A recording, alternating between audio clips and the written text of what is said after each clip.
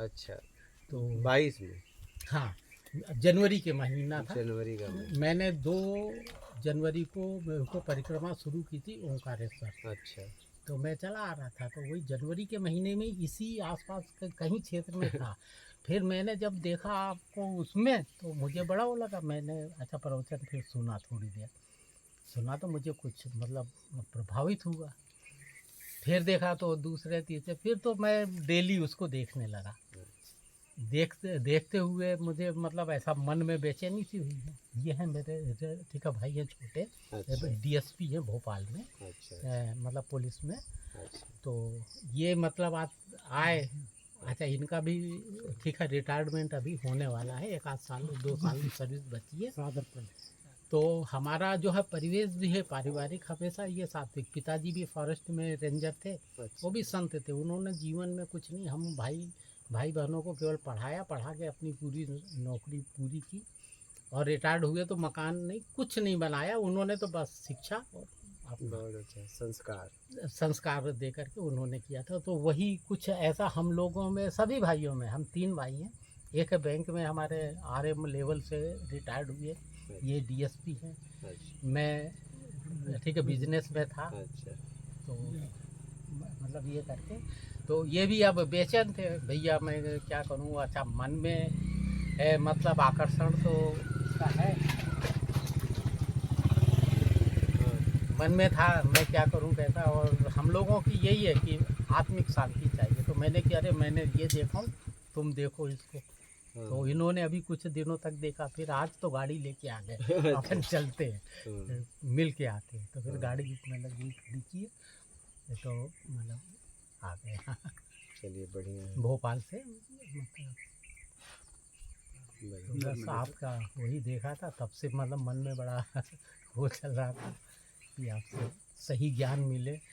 ठीक है, भटकने को तो हम भी सन 22 से भटक रहे हैं। 22 से मैंने भी घर छोड़ करके, वहाँ पर एक हमारे भोपाल में है करुणा धाम आश्रम है। तो उनके मतलब जो ठीक है सेवाएं देते हैं नर्मदा परिक्रमा वालों के लिए। तो उनके 2-3 छोटे आश्रम है वहाँ पर भोपाल में, बड़ा भव्य और काफ़ी बड़ा वो ट्रस्ट है, बहुत बड़ा है। मुख्यमंत्री भी आते हैं, ये भी आते हैं, सभी बड़े राजनीतिक लोग, बड़े बड़े लोगों से वो। तो मैंने उनका जो आश्रम है हमारे होशंगाबाद में रहता हूँ मैं, नर्मदापुरम है। आप पचलावरा भी गए हैं शायद एक बार, सुना? अच्छा। नहीं, वो नांदनेर, नांदेड़ देहरी गांव हाँ, नांदनेर की गया हूँ। घटना घटना ठीक बताया हाँ आपने हाँ हाँ, कि मैं नांदेड़ गया देहरी। वहाँ, एक हाँ। बालक मिला, वो सुना मैंने कि मतलब आपका देखा हुआ है। हाँ।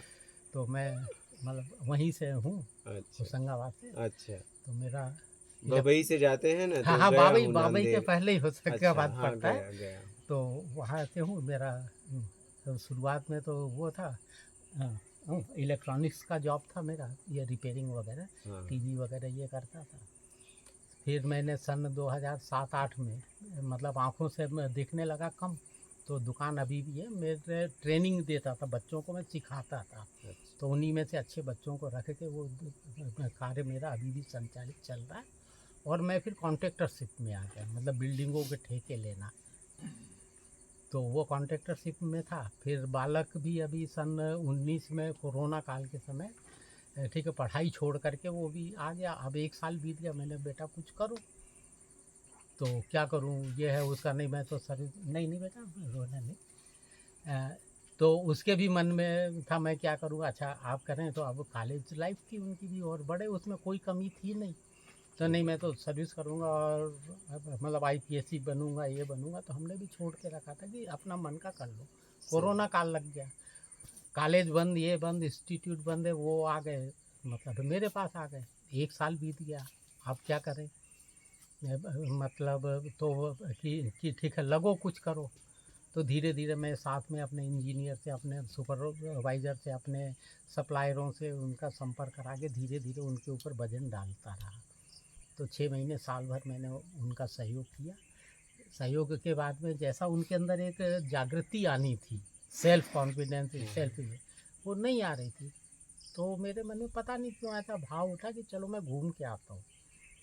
तो खंडवा आ गया, वहाँ धोनी वाले दादा के यहाँ पर वो किया।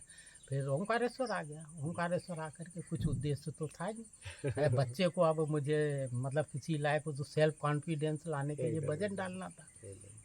तो मैंने वहाँ से परिक्रमा, घर में नहीं मालूम कि मैं परिक्रमा के लिए जा रहा हूँ। अच्छा। बैग था मेरे पास, मतलब पूरा वो सामान वहीं छोड़ा, छोड़ करके मुंडन कराया और निकल दिया। जब निकल दिया तब बताया कि मैं, और ये क्या कि हम गाड़ी लेके आ रहे हैं, आपको उनको करवा देते हैं ऐसा वैसा। मैंने कि नहीं, मैंने अब संकल्प ले लिया, परिक्रमा किया।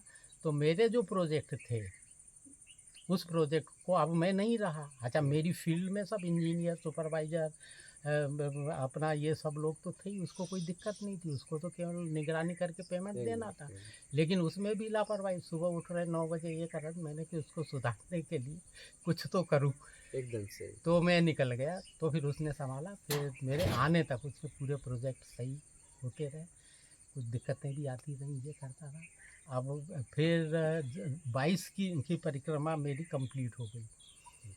तो मन में अशांति हुई मेरे। अच्छा, मैं गया घर, तो सप्ताह भर रहा घर में।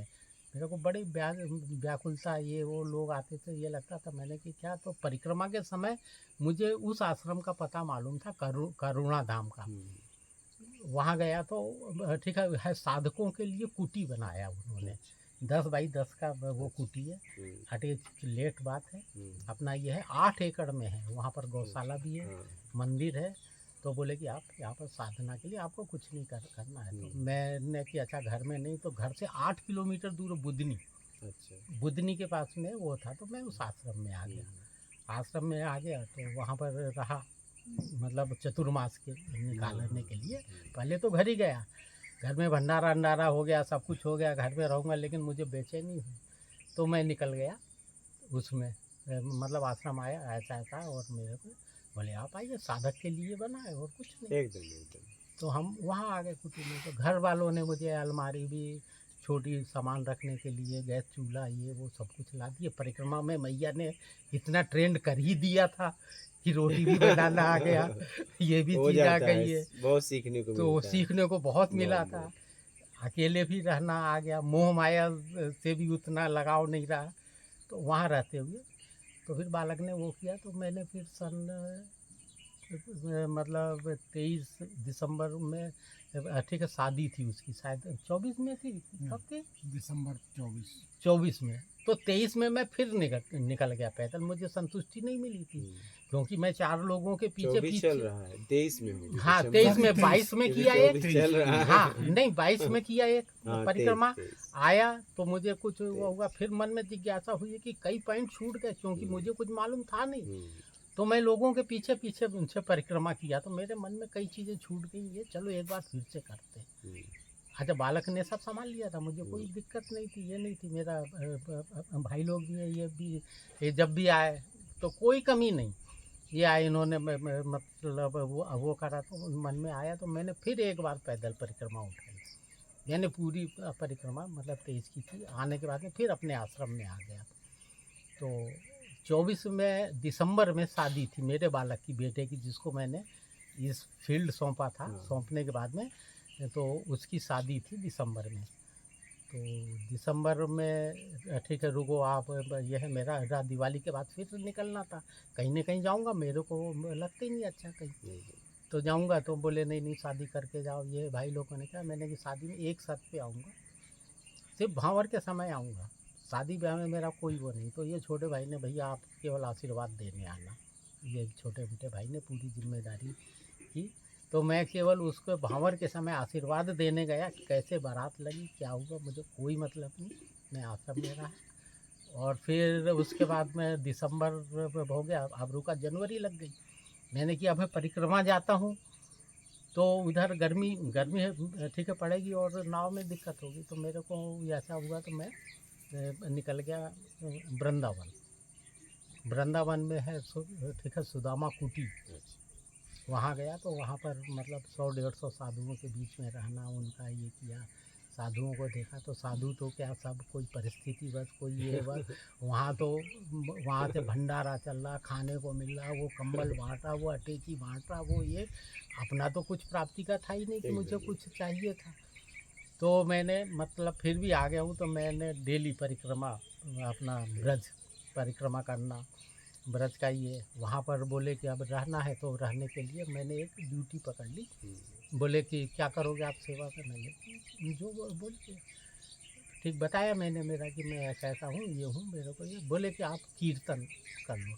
यानी उस मंदिर में रामचंद्र जी का मंदिर था, बड़ा था, वो भी बहुत बड़ा ट्रस्ट है, इतना बड़ा है कि मतलब मैं क्या बताऊँ। उनकी गौशाला भी है, ये भी है, वहाँ तो करोड़ों भरोगे। तो बोले कीर्तन श्री राम जय राम जय जय राम, श्री राम जय राम जय जय राम। मैं कर लूँगा कीर्तन। तो बोले कि 2 बजे से नहीं, शुरू में गया तो मेरा हाँ 3 से 6 की ड्यूटी लगा दी। मतलब आपको कोई भी एक शिफ्ट तो हाँ, शिफ्ट एक खाली शिफ्ट। थी 3 बजे से 6 बजे तक। हम्म, तो 3 बजे कीर्तन में बैठना है तो बोले आप कोई नहाना धोना नहीं, आप तो मतलब ये करके कीर्तन। अब मेरा ही कॉन्शियस अंदर से नहीं बोले। हम्म, तो मैंने 2:30 बजे का अलार्म लगाया, उठा, नहाया धोया, 3 से 6 कीर्तन में चले गए। हम्म, कीर्तन में गए, अपना कीर्तन किए 3 से 6 बजे आए। तो अब उन्होंने ऐसे हॉल था, उसमें अपने अपने गाड़ी लगा के सब लोग तो साधु संत 150 साधु संत रहते थे। तो अपने को एक जगह मिल गई रहने के लिए। यानी कुछ करोगे तो आपको रहने का साधन मिल जाएगा। तो एकदम। मैंने उस साधन को पाने के लिए कहीं होटल में रुकता तो नहीं होता, मेरा और कॉन्शियस ही वहाँ का नहीं अलाउ करता। माहौल अलग होता है तो होटल का। उसमें था अच्छा, फिर खर्च भी अच्छा, अब बालक भी कमा रहा दे रहा है तो मेरे को एक लिमिट में देगा, एकदम एकदम मैं क्यों बोझ बनूं। एकदम सही। तो मेरी जो सोच हुई कि मेरे को इन इन लोगों से भी नहीं मदद लेना। एकदम तो मैंने उस कीर्तन को पकड़ लिया, सही। 3 से 6 कीर्तन किया, 6 बजे आता था, 1 घंटे आराम, रेस्ट, पैर हाथ सीधे किए। तो वहाँ पर फिर ठीक है 6 बजे से ही वो मंत्रोपचार शुरू हो जाते हैं। भगवान की आरती होती है 7:30 बजे, तो 7:30 बजे से आरती में खड़े हो गए, ये किया। 8 बजे बाल बाल भोग मिलता था। तो बाल भोग में तो वहाँ तो ये भर के ये लो वहाँ तो ट्रस्ट वाले बड़े बड़े दानी आके आप खाओ या फेंको, उन्हें कोई मतलब नहीं। खाने की कोई कमी नहीं, वृंदावन में आप कहीं भी चले जाओ खाने की कमी नहीं, जो खाने के लिए कोई दिक्कत नहीं। वो किया, सुबह चाय मिलती थी, आप गिलास ले गए तो गिलास भर दिए, लोटा ले जाओगे तो लोटा भर देंगे, जग ले जाओगे जग भर देंगे। ये नहीं कि इसका यूज क्या होगा। ट्रस्टियों के पास ऐसा आता, उनको कोई मतलब नहीं। और चल रहे हैं बड़े बड़े भंडारे ये वो। तो मैंने फिर अपने लिमिट में करते हुए 4 महीने मैं वहाँ पर, तो मथुरा है, वृंदावन है, बरसाना है, नंदगांव है, गोविंद गाँव है। मैंने कि मेरे को अब 4 महीने निकालना है, अब चतुर्मास आएगा तो मैं फिर पहुँच जाऊँगा मेरे आश्रम में। तो मेरे को 4 महीने, मैंने 4 महीने इस साल वहीं पर आनंद लिया। फिर वहीं कुटी में था तो एक बार गुरु जी मुझे दिखे, उसने देखा, मैंने कहा अरे इनको तो मैंने बिल्कुल प्रत्यक्ष मेरी बात हुई है। तो मैंने उसको देखना चालू कर दिया। जब देखा तो मुझे मेरे अंदर की कमियां महसूस होने लगी कि मैं समय कहाँ वो कर रहा हूँ, क्या कर रहा हूँ। तो भी चलो ठीक है, अब की बार मतलब जाऊँगा मतलब करता रहा। ये बारिश चौमासा था तो चौमासा में निकलते नहीं, यही अक्टूबर में ये देव उठनी 11 के बाद नवंबर दिसंबर में प्लान बनता है कि कहीं जाना है अपने को भ्रमण पर चतुर्मास के लिए, फिर अपन ने ठिकाने पर। तो मन में था मेरे ऐसा कुछ। तो इसी बीच क्या हुआ कि मतलब ये आए, ये भी रिटायरमेंट भैया आपने ऐसा लाइन पकड़ा, मुझे भी है। मैंने कहा भैया मेरे से ज़्यादा अच्छे से आपके जीवन के प्रश्न पुलिस डिपार्टमेंट में थे, एकदम। डीएसपी थे, सब मतलब पर्याप्त रहा, ये रहा। अब क्या होता है, जैसे जैसे कोई लक्ष्य पास आता है तो फिर बेचैनी होती है कि अब क्या करूँ। अब क्या करें? अच्छा, संस्कार पारिवारिक, पिताजी के संस्कार, सब माता जी के संस्कार ऐसे थे तो इनको बेचैनी। मैंने कि चलो तुमको एक जगह ले चलता हूँ, तुम गुरु जी से खुल के ज़िंदगी में जो तुमको डर लग रहा हो, भय लग रहा हो, तुम्हें जीवन जो जीना है, मैं तो नहीं बता पाऊँगा, बताऊँगा तो आपके शब्द कुछ बताए भी, बोले भी, लेकिन वो नहीं हुआ। तो फिर ये आज गाड़ी लेके आ गए भोपाल से। चलिए अच्छा है। बोले नहीं भैया आप तो चलो। बढ़िया बढ़िया। तो हम इस तरीके से आपके पास तक जीवन आए। के जितने भी प्रश्न हैं पूछ लीजिए। और जीना है, हम लोगों को जीवन ये है, समर्पण में करके हमें तो अपने लक्ष्य तक पहुंचना है। हाँ, कुछ दायित्व हैं, कुछ कमियां अभी भी एकदम मेरे में है। एकदम मैंने आपकी वीडियो देखने के बाद में तो मैंने हाँ फिर क्या हुआ था अभी करुणा धाम वाले जो हाँ, मेन है हाँ, वो आए मेरे पास सिंह साहब अब की बार अपने को चलना पैदल परिक्रमा। तो मैंने बोल दिया हाँ, मैं तो पैदल दो क्या हूँ, और मैया बुला रही है मैं चल दूंगा। उनसे कमेंट कर लिया। हम्म, उन्होंने तारीख निकाल दी 6 दिसंबर को अपने को पैदल परिक्रमा उठाना है। तो उनके साथ एक जत्था रहता है, वो बड़ा ट्रस्ट है, बहुत बड़ा ये जत्था रहेगा। तो मैंने उनसे कमेंट कर दिया। उस बीच ये आए तो हमने कहा कि गुरुजी को, और अब ये एक कमेंट कर चुका हूँ, इसलिए वो जनवरी में निकलेंगे तो कम से कम 3 महीने 4 महीने अप्रैल, यानी अब की बार का चतुर्मास फिर आपके समर्पण, एकदम एकदम फिर यहीं पर। एकदम। ये तो अपनों की कुटिया है, आप ही लोगों के लिए बनाया गया है और ये रिटायरमेंट जा के रहा है। बाद में यदि इनको भी मार्ग हुआ तो आना जाना आपका नहीं नहीं, मार्गदर्शन एकदम ये पाने एकदम के लिए इनको मैं लेके आया हूँ। बहुत अच्छी बात है।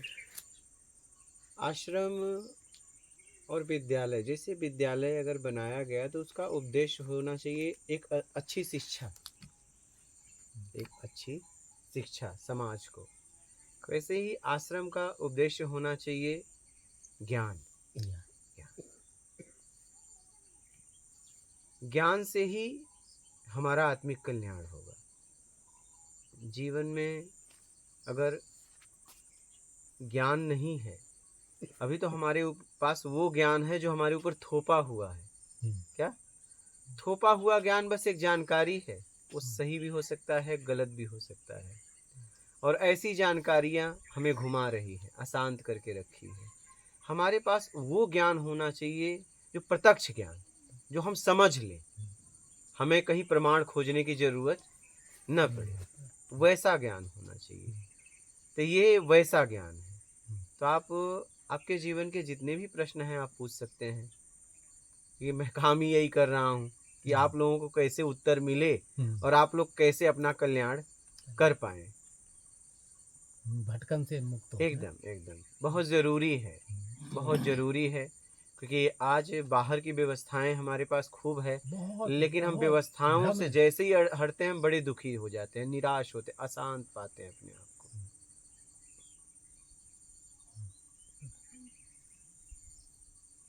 हमें अपने आप में खुशी चाहिए, किसी और से नहीं। क्योंकि और से खुशियाँ मिलेंगी तो जाएंगी। क्योंकि बाहर बदलाव होगा तो फिर बाहर बदलाव होगा तो अंदर भी बदलाव होगा। अंदर बाहर के चक्कर में हम फंसे हैं, लेकिन अंदर बाहर से अलग भी कुछ है, अंदर वाला। हमने उसको कभी समय नहीं दिया तो अपनी ज़रूरत को दिया, कभी अपनी ज़रूरत को, कभी जो लोग मुझसे जुड़े हैं उनकी ज़रूरत को, लेकिन कभी ज़रूरत से हटे नहीं। कोई ऐसा है कि जो ज़रूरत से भी अलग है, वो मैं। हमने अपना जीवन सिर्फ काम काम काम में गुजार रहा हूँ, बस काम, कभी अपने लिए कभी लोगों के लिए।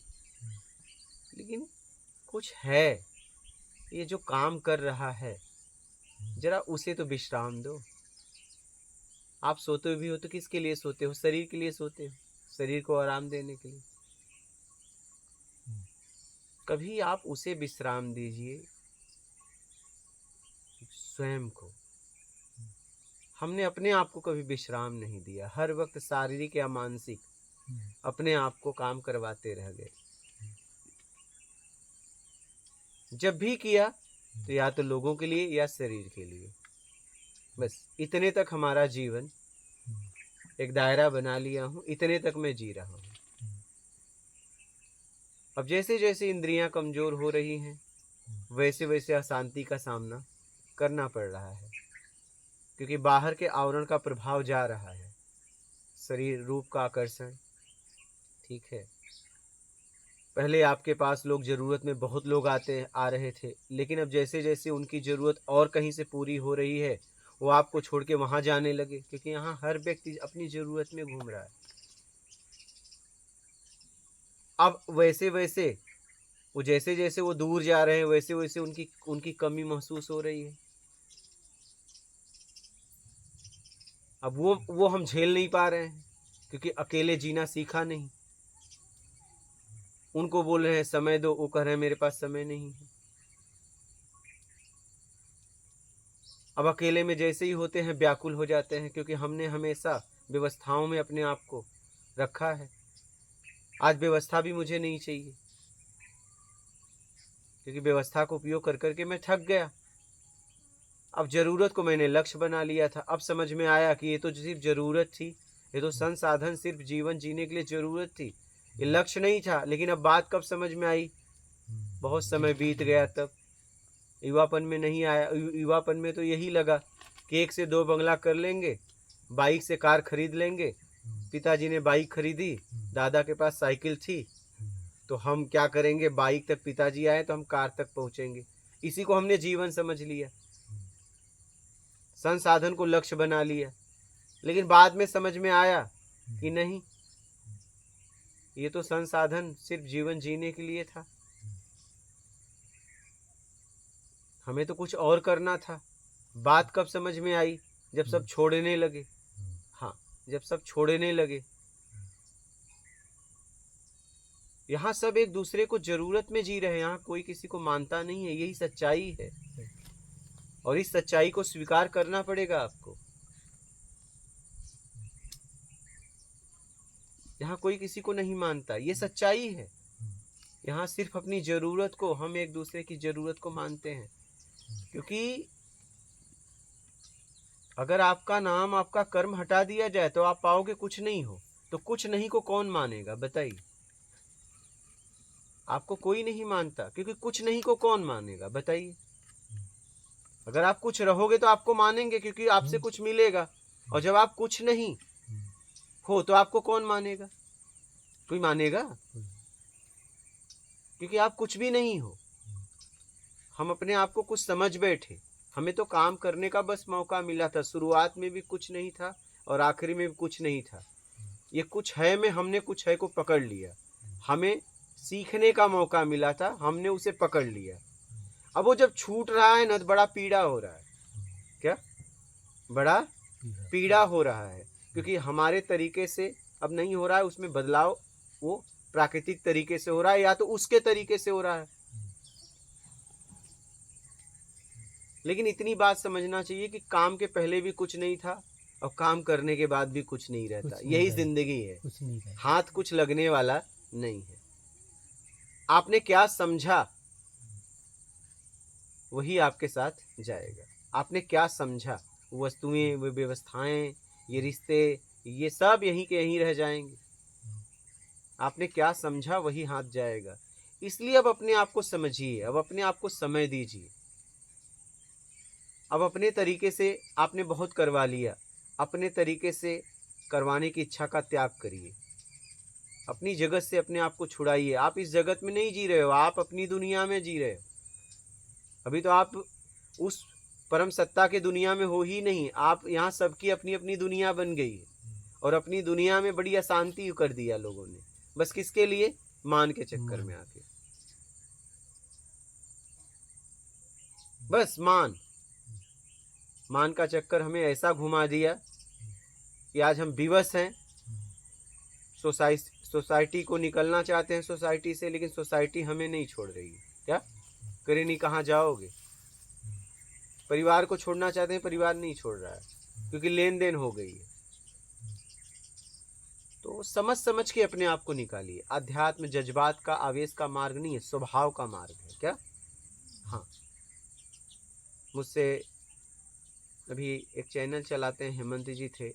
बीच में ऐसा कुछ हुआ तो बोले मैं आना चाहता हूँ। मैं बोला नहीं, भाग के मत आना, जीत कर आना। जब भी उस दुनिया को छोड़ना, जिस दुनिया का तुमने निर्माण किया है, अपने दायित्व को वहां से जीत के आना, हार के ना आना। आना तो तुम आना, विवशता में मत आना, कमजोर बन के ना आना। जब इस तरफ आना तो तुम आना। तुम यानी सब छोड़ के तभी तुम। हाँ, वही तुम आना, विवशता में मत आना, मजबूरी में मत आना। आना तो जीत के आना, हार के मत आना। क्योंकि जिस दिन तुमने हारना सीख लिया ना, तो तुम यहाँ भी हारोगे, क्योंकि तुम वहाँ हार के आए हो, तो यहाँ फिर कैसे जीतोगे?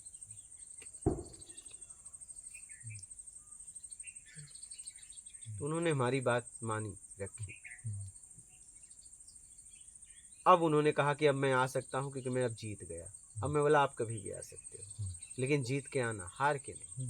कहने का तात्पर्य ये है मेरा, इस तरफ बढ़ना तो जीत के बढ़ना, हार के नहीं। स्वभाव में बढ़ना, कुभाव अभाव में कभी आध्यात्म की तरफ मत जाना, ये ध्यान रखना।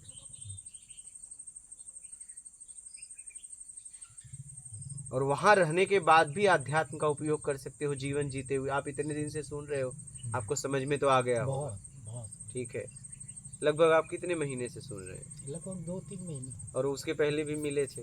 हाँ मिले थे, लेकिन मुझे बिल्कुल नहीं था। अच्छा। जब जो है आपको तो उस पे देखा तब मुझे समझ, उस समय आपका पैजामा एक ऐसा था, शर्ट कहीं ये था, पता था तो मैंने वो सोचा कि अलग ये खबर। कहाँ फंस गए और कहाँ पकड़ लिया बाबा जी ने। मतलब एक वो गड्ढे में पानी था, पानी में ही खड़े होकर के हम लोगों को होते थे। मैंने कि कैसे कैसे लोग होते हैं ये, हम निकल 15-20 मिनट मुश्किल से हुआ, फिर हमने मतलब समझ।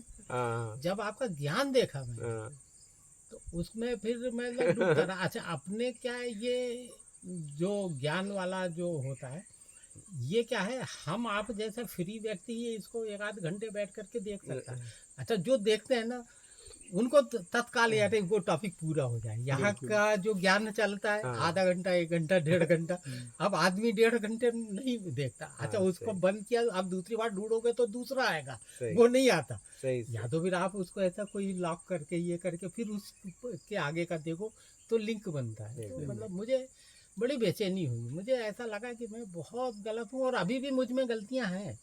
मैं आपके पास आने से पहले उन सब चीज़ों को से निवृत्त होकर के और फिर अभी समझती चलिए, बहुत अच्छा है। मतलब मेरा यह तीसरी परिक्रमा मतलब हो जाएगी।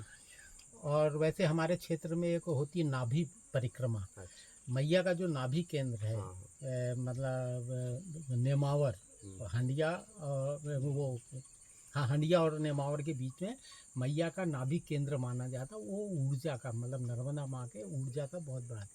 तो उसकी मैंने कम से कम परिक्रमा 14-15 कर ली। मतलब हमारे वही आश्रम वाले महीने में एक परिक्रमा रखते हैं, तो वो जत्था का जत्था चलता, तो हम भी उनके साथ अब बैठे हैं। उन्होंने महीने में एक परिक्रमा, बेटे को फ़ोन किया, बेटा वो फलाने दिन परिक्रमा, बेटा आ गया गाड़ी लेकर के, बैठ गए, उसने छोड़ आया। वो 51 किलोमीटर की होती है, हम लोग 3 दिन में करते हैं। पहले दिन में गोयत आते हैं, दूसरे दिन में हंडिया आते हैं, तीसरे दिन में करोंद माफी में समाप्त। वहीं से हम शुरू करते हैं और करोंद माफी 3 दिन में। तो ये हमने कई परिक्रमाएँ की, लेकिन वो उसमें यही रहा कि आप किसी के पीछे साथ चल के, अच्छा उनका ऐसा वैभव, ऐसा गांव का गांव उनके साथ पीछे जत्थे में लगता है, उनके सिद्धियां हैं, लेकिन वो सब चीज़ें एक अलग। और सिद्धियां नर्क के हम तो द्वार छोड़ के आ हैं। रहे हैं, हमें कुछ नहीं चाहिए। अपने आपका चक्कर शब्द में। ज्ञान हुआ कि हाँ सब कुछ है, लेकिन हमको नहीं चाहिए। अपने चक्कर में पड़िए। मतलब हम खुद मतलब इन चीज़ों से तो कभी प्रभावित भी नहीं हुआ। वो आते हैं उनके साथ तो बड़ा अच्छा है, लोग वो लगते हैं, लेकिन वो जब भी आएंगे, सिंह साहब यार वो फलाना ही है तो मेरी गौशाला देख लो। मैंने कि मैं जितने दिन हूँ उतने दिन रहते हुए तो एकदम। देख लूँगा, उसके बाद मैं बंधन में नहीं हूँ। सही। तो मैंने वहाँ की कोई चीज़ को स्वीकार ही नहीं किया। अपनी कुटिया भले यूज़ कर रहा हूँ, और कुटिया भी यूज़ करता हूँ, तो उसके प्रतिफल में या मतलब एकदम। उसमें नहीं है। उनका डॉगी ये बीमार हो गया तो डॉक्टर का अपन ने कर दिया, उनके गायों को कुछ हुआ तो अपन ने उठा करके मतलब उधर कर दिया। अपन ने कुटिया, भोजन अपन स्वयं बनाते हैं, बच्चे लोग, परिवार लोग, भाई लोग। महीने में मैं ठीक है मना करता हूँ, मेरे पास मत आया करो तुम लोग, लेकिन वो लोग मोह माया ऐसा है, उनका भाव है तो ना। मैं फिर ठीक है विचलित होता हूँ। तो उसी समय आपको समझना पड़ेगा कि आप भी जबरदस्ती फिर रहे हो, इन्हें छोड़ नहीं पाए हो, विचलित कैसे हुए? नहीं, अब आते हैं, अब आते हैं तो मोह माया, अब हाँ, तो बचत का, हाँ कहने का मतलब विचलित हुए हो, हाँ तो इनसे आप हाँ, कहीं ना कहीं विचलित मीन्स, जबरदस्ती भागे हो, हाँ नहीं इनको भी छोड़ नहीं पाए हो आप। नहीं, बच्चों को पूछे, मुझे कोई आवश्यकता नहीं, ये आप मुझे विचलित नहीं होते हाँ फिर आप हाँ, विचलित आप इस वर्ड बात समझ। निकला। आते हैं तो उतनी देर तो उनके साथ घुले अगर मिले, फिर जब बेचैनी चले गए होती तो है, फिर अपना पूजन पाठ उसमें लग जाते हैं। ये नहीं, ये रुके, मैं खुद कहता हूँ नहीं जाओ तुम लोग जाओ, लेकिन आते हैं तो उतने घंटे तो मेरे को उनमें ठीक है जीना पड़ता है। नहीं ठीक है, कोई बात नहीं है। अपने साथ जियो, लोगों के साथ जियो, बस देखो कि मैं कहाँ खड़ा हूँ। और सुनाइए, आपके कोई प्रश्न है तो। बोलिएगा, अब तो निसंकोच आज बोलिएगा। आज है रुकेंगे यहीं आपसे अरे एकदम बिल्कुल ये आप आज रात को रुकेंगे। आप एकदम कल ये आज रात क्या, आप परसों ड्यूटी है ना आप इनकी। आजीवन रुकिए। नहीं नहीं ड्यूटी है हाँ इनकी। ठीक है, ड्यूटी तो है। इनकी ड्यूटी है। ये आप ही लोगों के लिए बनाया गया और है, साधकों के लिए। डिपार्टमेंट ऐसा है हम्म, कि इनके डिपार्टमेंट में छुट्टी नहीं होती और हाँ, त्योहारों पर तो और ज़्यादा ड्यूटी लगती है। एकदम पुलिस वाले मतलब प्रशासनिक व्यवस्था में जहाँ त्योहार आया तो उनकी छुट्टी कैंसिल, वो व्यवस्थाओं में लगो। एकदम। गाड़ी खड़ी है वहाँ, वहाँ तो कोई दिक्कत नहीं है। नहीं, कोई दिक्कत हाँ नहीं। नहीं तो ले आते फिर हैं। आप कुछ देर बाद आप इधर ले लीजिएगा, जी यहाँ आ सकती है। हाँ कि वो ट्रैक्टर वगैरह कोई आ हाँ जाए कोई, तो हाँ किसी को तो यहाँ आ दिक्कत ना हो। जाएगी तो किस, मान लो कोई ले पास, वो पासिंग में इधर उधर से हाँ यहाँ लेते आइएगा। जी आ जाएगी गाड़ी यहाँ पर। हाँ आ जाएगी। क्यों भैया नहीं आ जाएगी। नहीं अभी आई थी एक गई, तो वहीं वो भी खड़ी किए हैं, एक गाड़ी खड़ी होगी। हाँ खड़ी है। वो इटावा से आए हैं ये लोग, अच्छा तो वहाँ खड़ी थी। अच्छा तो ठीक है, खड़ी कर कुछ दीजिएगा। और बोलिए, आपके कोई प्रश्न है तो। आपके प्रवचन सुन के तो निरुत्तर ही हो गया हूँ। कोई प्रश्न बस यही है गुरुदेव की, जब हमने शुरुआत की थी अपनी ज़िंदगी की, अभावग्रस्त थे। एकदम। जब आदमी अभावग्रस्त रहता है तो उसको दुनिया की हर चीज़ बड़ी लुभावनी और अच्छी लगती है। एकदम। उसी अभावग्रस्त ज़िंदगी के बाद ऊपर वाले की दया से इस नौकरी की शुरुआत हुई। अज्ञानी थे, कोई ज्ञान था नहीं, और चूंकि अभावग्रस्त ज़िंदगी से इस ज़िंदगी में आए तो उस समय कर्म का ज्ञान था नहीं। कई कर्म ऐसे भी हुए हाँ, जो नहीं होने थे। एकदम। वातावरण ऐसा बना जिस वातावरण में नहीं रहना था। खान पान ऐसा हुआ जो नहीं होना था, क्योंकि कोई ज्ञान नहीं था कि हम क्या कर रहे हैं। एक अहम की दुनिया थी कि मैंने जो कर दिया सो सही, जिसको सुनना है तो सुने, नहीं सुनना है तो नहीं सुने, कोई ज्ञान।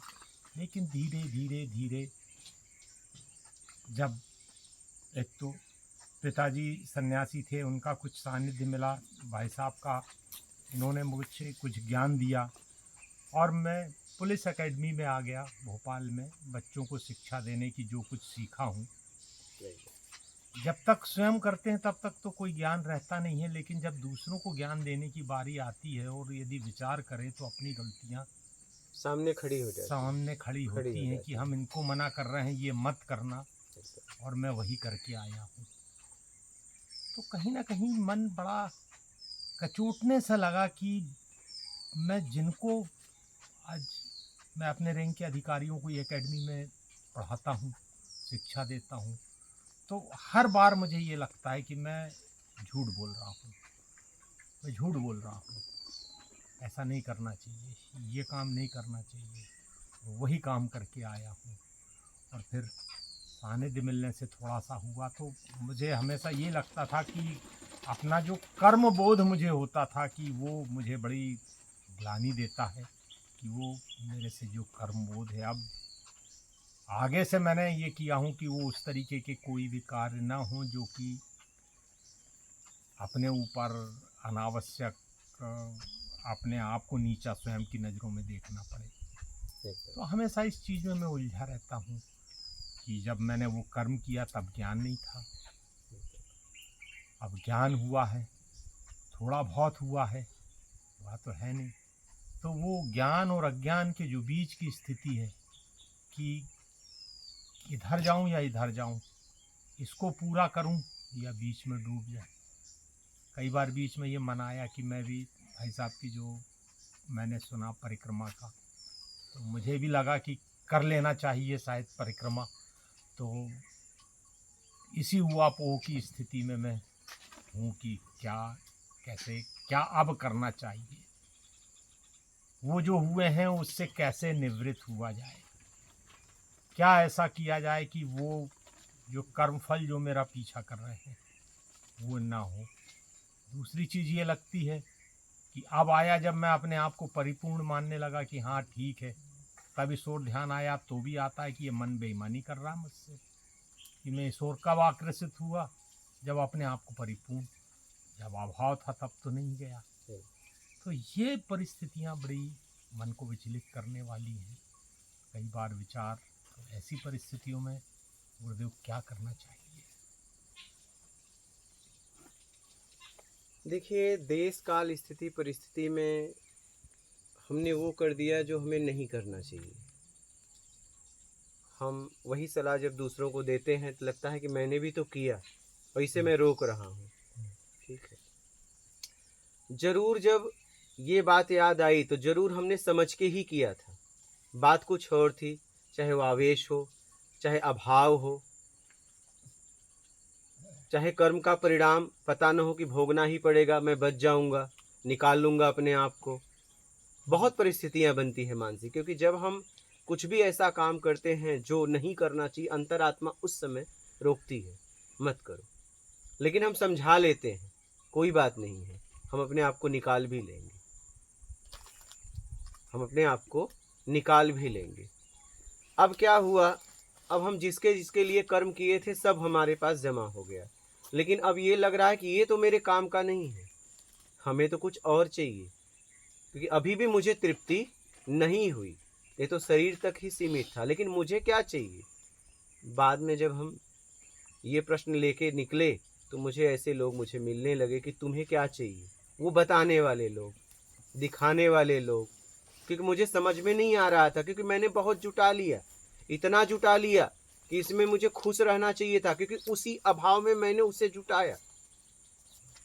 उसका एक समय ऐसा था कि मेरे जीवन में अभाव था, इसलिए हमने खूब मेहनत किया, उस मेहनत में हमने बेईमानियां भी कर दिया उसे जुटाने के लिए, क्योंकि ये अगर जुट गया तो मैं सुखी हो जाऊंगा। लेकिन इतना जुटने के बाद भी हमारे अंदर अशांति, क्योंकि जब अनेकों लोगों के साथ आप बेईमानियां हो गई, चाहे शब्दों की बेईमानी, चाहे अपने आप जिस पद पे हैं उस पद का एक अहम भाव भी हो जाता है। ठीक है, हम सीनियर हैं, जूनियर की गलती नहीं है तो भी हम उसे दबा देते हैं। इसका बाद में जब आप अध्यात्म में आते हैं, अपने आप में सब जवाब आपको मिलता है कि कहाँ कहाँ आपने किसको किसको बेमतलब का दबाया था। पता चला कि हमारे ऊपर दबाव आया, सही आदमी को गलत हमने सिद्ध कर दिया और गलत को सही सिद्ध कर दिया, ऐसा भी दबाव आता है अगर आप उस पद पे हैं। लेकिन वो कब हमें जवाब मिलता है, जब हम अपने आप में होने लगते हैं तो सब हमें दिखता है, और जब सब दिखने लगता है तो हम बेचैन हो जाते हैं, उससे निकलना चाहते हैं, लेकिन अब निकल नहीं पाओगे, अब उसका परिणाम भोगना पड़ेगा, क्योंकि वो व्यक्ति जिसे आपने दबाया था अपने पद की वजह से, उसके रोम रोम से आपके लिए बद्दुआ निकली थी, क्योंकि वो सही था। और आपने किसे दबाया, उस व्यक्ति को नहीं दबाया, आपने ईमानदारी को दबाया, आपने बेईमानी का साथ दिया। आपको पता भी था, ऐसा होता भी है, ऐसा जीवन में होता भी है।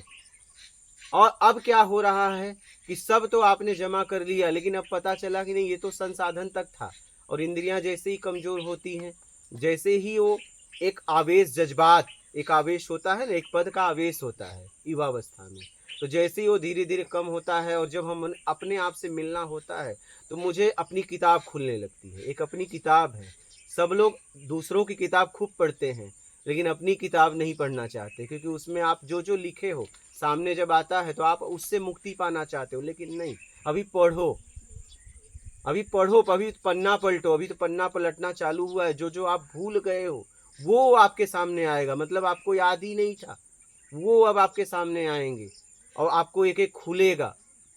फिर इसके बाद पश्चाताप होगा, क्योंकि अब तो वो घटना घट गई। अब प्रकृति दूसरे तरीके से आपसे बदला लेगी। क्या?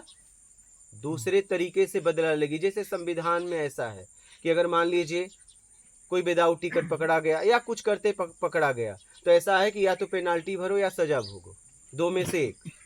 तो कोई पेनाल्टी नहीं भर पाता तो सजा भोगता है, कोई पेनाल्टी भर के छूट जाता है। तो ऐसे ही प्रकृति की व्यवस्था है कि आपको कर्म का परिणाम भोगना पड़ेगा। अभी तो पश्चाताप हो रहा है, प्रकृति का हिसाब किताब है, बस रूप अलग होगा, हिसाब करने वाला कोई और होगा। हमने किसी को थप्पड़ मारा था, वो कमजोर था, तो कोई हमसे मजबूत मिलेगा, ब्याज सहित थप्पड़ मारेगा, क्योंकि प्रकृति हमेशा चाहे अच्छा हो चाहे बुरा हो, वो कई गुना देती है। क्या देती है? कई कई गुना देती है। आपने एक बीज बोया, उसका कई गुना आपको परिणाम देती है। उतना ही नहीं देगी, जितना विलंब हो रहा है उससे ज्यादा आपको देगी। तो कहने का मतलब है, आपके सामने जो जो आ रहा है उसका सामना करिए, उससे अपने आप को, उसको ऐसा मत कुछ उपाय ढूंढिए कि इसको मैं भूल जाऊं। नहीं, आएगा, आना ही आना है। और आपको कभी न कभी आपके जीवन में कोई न कोई आपको अपनी किताब खोलनी पड़ेगी। कोई ऐसी विधि, कोई ऐसी किताब मत अपनाओ, कोई ऐसी व्यवस्था मत अपनाओ जो आप बाहर फिर अपने आप को धोखा दो। अपनी किताब खोल लो और उस अपने आप का सामना करो। कैसे, वही समझना चाहते हैं कि इससे निर्विकार या इससे अभी बाहर तो कैसे सामना निकलें? करना पड़ेगा। हाँ, सामना वो करने तो के लिए अभी तैयार हैं। अभी बस आप जी। सामना करो, फिर परिणाम मिलेगा। एक पश्चाताप की आग लगती है, जब आपको याद आता होगा तो आपको अपने आप से ग्लानि होती होगी। चाहे मैं रहूं, चाहे आप रहो, अगर हमने किसी कमजोर को सताया है, उस समय तो आवेश था, जज्बात था, चाहे कुछ भी था, लेकिन जब हम अकेले में बैठते हैं बहुत सालों बाद, जब उसकी याद आती है तब हमें ग्लान होती है। ग्लान के बाद पश्चाताप के आंसू होते हैं। फिर उससे निकलने के लिए आप किसी की सहायता करो। किसी कमजोर की सहायता करोगे तो उसकी भरपाई हो जाएगी। हाँ, उसके लिए कोई काट चाहिए कि वो चीजों से वो कैसे। प्रकित करवा लेगी। आप हाँ। समर्पण करो। आप जैसे मान लीजिए कोई होता है गुनहगार, आपने देखा होगा, जब ऐसे कर दिया तब उसके हाथ में कुछ नहीं रहा। क्या? उसके हाथ समर्पण। में कुछ नहीं रहा। अब फैसला होगा, संविधान करेगा, जज करेगा, फैसला उसके हाथ में नहीं रहा। अगर आपने ऐसे कर दिया किसी ने भी, समर्पण। तो आप जो लोग हैं उसको लेके जाते हैं, खड़ा कर देते हैं कोर्ट में, कोर्ट फैसला कर देती है। जज वहां एक बैठा होता है, फैसला कर देता है। अब उसके हाथ में फैसला नहीं, फैसला उसके हाथ में बस इतना था, ऐसे। तो बस ऐसे कर दो। समझ रहे हैं? बैठो बालक लोग, बिस्किट खिला दे बेटा। समझ रहे हैं? तो कहने का मतलब है कि बस समर्पण कर दो और पूरी तरह अब तो जीवन में ईमानदारी अपना लो। क्या? पूरी तरह, पूरी तरह। अब तो पहले बात तो हाँ या ना, या तो आप ईमानदार हो या तो बेईमान हो। यहाँ तक जीवन जीने में, शब्दों में भी कम से कम अब तो पूरी तरह अपना लो। हाँ, पूरी तरह, पूरी तरह तो पूरी तरह।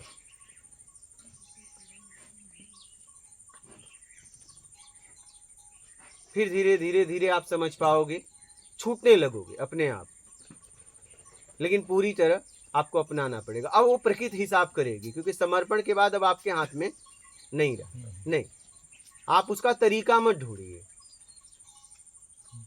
अब करिए समर्पण के बस बाद आप ईमानदारी अपना जो के घटनाएं- सत्कर्म में अपने आप को लगा दीजिए सत्कर्म करते कि जाओ। बस अब जरूरतमंद की सेवा करूंगा और मैं समर्पण करता हूं। अब इसकी सजा आप ही तैयार करो। प्रकृति को समर्पण कर दो। हाँ, किसी व्यक्ति विशेष को नहीं, प्रकृति को समर्पण कर दो। अब गलती फिर ना हो, नहीं तो कई नहीं गुना। नहीं, अब अगर होगी तो उससे ज्यादा परिणाम मिलेगा। कई गुना। क्या?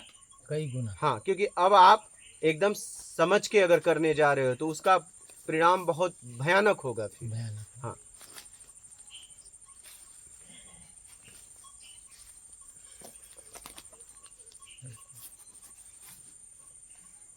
जैसे शरीर चलाने के लिए भोजन करते हो, उससे पोषण मिलता है, वैसे ही आप सत्संग सुनते रहिए और आपको आत्मिक पोषण मिलेगा और धीरे धीरे आप अपने आप को छुड़ा लोगे।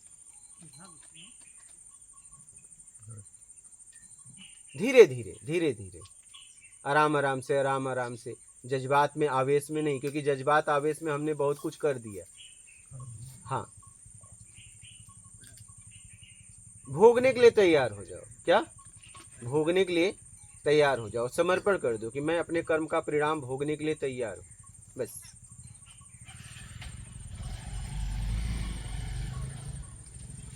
समझ रहे हैं? ऐसा किसी को मत खोजो कि बचा ले। बैठ बालक, बैठ। ठीक है, अपने पिताजी को भेज देना। हाँ, समझ रहे हैं? ठीक। तो कहने का मतलब है कि समर्पण कर दीजिए, बचने का उपाय ना ढूंढो। क्या? हाँ, ये गलती ना करना। हाँ कि हवन करा दूं, पुण्य ये करा दूं, दोबारा गलती करने जा रहे अंगूठी हो। पहन लूं, नहीं, कि इसको ये टाल दूं। ये बहुत बड़ी गलती करने जा रहे हो फिर, अगर ऐसा कर रहे हो तो। अगर आपको कोई कह रहा है मैं बचा लूंगा, आप देखो ना, जिसके जिसके सहारे बचाने का आश्वासन दे रहे हैं, राम के पिता को साधारण पिता ने श्राप दिया कि जैसे मैं पुत्र वियोग में तड़प तड़प के मर रहा हूं, वैसे तो तुम भी मरोगे। राम बचा पाए? फिर कृष्ण के सामने अभिमन्यु मारा गया, भांजे थे ना, वो आपको अगर बचा सकते थे तो पहले भांजे को बचाते ना। ध्यान से समझना, उन्होंने यही सिखाया कि अपने कर्म का परिणाम भोग लो। कोई यहाँ किसी को बचा नहीं सकता, इस बात को समझिए। बचने का उपाय ना ढूंढना, ये ज्यादा गलती हो रही है। क्या? कभी ना कभी भोगना तो है, ये अभी भोग लो। बचने के उपाय में ज्यादा भोगना है। बचने के उपाय में पकड़े तो जाओगे, प्रकृति से कोई बच नहीं पाया। क्या? यहाँ तक कोई नहीं बच पाया, महात्मा भगवान ये भी अपने कर्मों का परिणाम भोग के गए। उपलब्धि के बाद भी रामकृष्ण परमहंस को कैंसर हो गया था, परम स्थिति पे होने के बाद भी जब भोजन कर रहे थे तो सब शिष्यों ने कहा कि गुरुदेव मुझसे देखा नहीं जा रहा क्योंकि आंखों से अश्रुधारा। बोले मैं एक मुंह से नहीं खा पा रहा हूँ, लेकिन अनेक मुंह से निवाला खा रहा हूँ। बोले गुरुदेव बर्दाश्त नहीं हो रहा है। स्वामी विवेकानंद से विनती किए कि तुम ही एक ऐसे हो कि माँ से सीधा बात करते हो, माँ से प्रार्थना करो कि गुरुदेव को बचा ले। हम लोग ये पीड़ा बर्दाश्त नहीं कर पा रहे हैं, लेकिन गुरुदेव को तो कोई पीड़ा थी नहीं, पीड़ा तो शरीर तक हाँ, थी। वो तो ये बात तो समझ नहीं पा रहे लीला थे। थी, दिखा हाँ, रहे ये समझ नहीं पा रहे थे कि शरीर अपनी प्रतिक्रिया करेगी। ठीक है। फिर इसके बाद स्वामी विवेकानंद ने माँ से प्रार्थना किया तो माँ ने कहा कि बेटा कई जन्मों से उसका कैंसर ठीक की हूँ, कैंसर के लिए इसे आना पड़ता, इस जन्म में मोक्ष की स्थिति पे है, अब इसे कैंसर भोग लेने दे। बिना भोगे मुक्ति नहीं है। नहीं तो मैं तो बचा लूंगी, लेकिन फिर इसे जन्म लेना पड़ेगा कैंसर के लिए। इसलिए बचने का उपाय ना ढूंढना।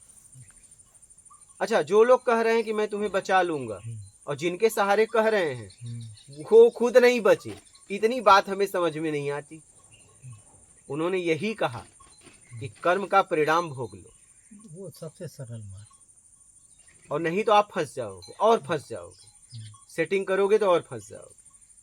और सेटिंग करने वाला जिसके सहारे आश्वासन दे रहा है वो खुद भोग के गए हैं। आप जरा इसको समझिए। लेकिन फिर भी हम बचने चले जाते हैं कि बचा लो।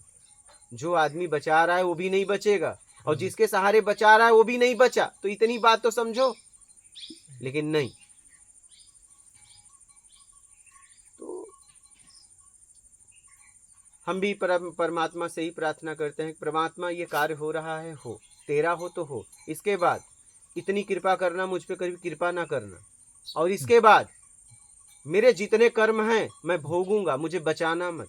अगर मैं सड़ के मरूं तो मुझे कभी बचाना मत, क्योंकि मुझे इतना तो मालूम है एक भी कर्म भोग अगर बाकी रह गया तो तुझसे मिलना नहीं होगा।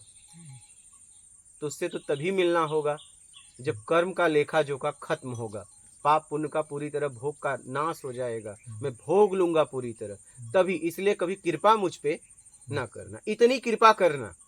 अगर मुझ पे कृपा करना चाहता है तो इतनी करना कि मुझ पे कोई कृपा ना करे, बस।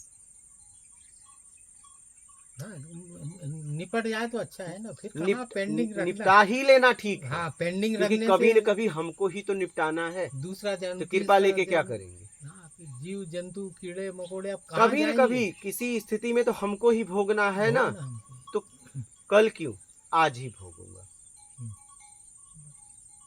कल ना रहा तो कम से कम आज भोगने की क्षमता। तो मैं तो बस यही प्रार्थना करता हूँ, अगर मेरे अंदर से कभी प्रार्थना उठती है तो। नहीं तो अब तो कुछ चाहिए ही नहीं। आपका यही वर्ड मेरे को बहुत कुछ नहीं चाहिए। मैं आजकल घर में भी कुछ नहीं चाहिए, कुछ नहीं चाहिए, एक ही वर्ड याद आता है। हाँ, और क्या इसमें बड़ा आनंद आता है। कुछ नहीं, बस बात खत्म। और देने वाले जबरन आ रहे हैं। जितना मना करते हैं उससे ज्यादा आता है। कुछ नहीं में बहुत आएगा, बहुत आ रहा है। हाँ, क्योंकि कुछ नहीं है ना, कुछ नहीं। इसलिए। ये तो प्रैक्टिकल में देखता हूँ, और आपके शब्द तो ऐसे बैठते हैं। हाँ। तो मैंने कहा कि आपको मेरे शब्दों में, मैं भी यदि कोशिश भी करूँगा तो आपको तो सामने पेशी नहीं, में डाल देता हूँ। जज के सामने आपको पेश कर दिया। अब नहीं, हम भी तो कुछ नहीं में हैं। निर्विकार होने के लिए नहीं, आप रास्ता चूंकि आप चल के उस हाँ, एकदम। तरीके, तो हम तो भी तो आप कुछ ऐसा, नहीं रहे। क्या इनको भय लगता है? मैंने नहीं, डर ही नहीं। मृत्यु है, मृत्यु क्या है? जो हुआ सो हुआ। जो है वो देश काल स्थिति परिस्थिति में हमें वो करना पड़ता है जो मैं नहीं चाहता। करे क्या? आप सत्कर्म और ये धारण कर लो, बस कोई बात नहीं, कुछ नहीं करना है।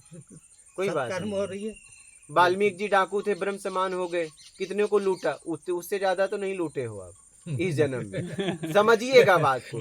अंगुली माल से तो ज्यादा आपने अपराध नहीं किया है। उन्होंने तो जितने को काटा उसकी अंगुलियां पहन लिया, वो उतना तो अपराध आपसे नहीं हुआ है शायद, कि हुआ है। वो तो जब ऐसे लोग तर सकते हैं, हम क्यों नहीं तर सकते? लेकिन तरने के लिए तैयार हो जाओगे तब। और तारेगा भी वही, शक्ति भी वही देगा। शक्ति तब देगा जब आप समर्पण करोगे। समर्पण, शक्ति तो आप में है ही है। आपकी आंतरिक ऊर्जा तब जागृत होगी जब आपको कुछ नहीं चाहिए, क्योंकि कुछ नहीं में आप होते हो। क्योंकि बाहर से शक्ति मिलेगी तो चली जाएगी, क्योंकि ये एके और जहां से आ रही उसमें जब बदलाव होगा तो शक्ति ऊर्जा चली जाएगी। इसलिए कुछ नहीं में आप आ गए तो आपकी आंतरिक ऊर्जा जागृत हो जाएगी। इसलिए कुछ नहीं में आओ, कुछ नहीं में तुम होते हो। ठीक है, जो मैंने किया है भोगूंगा।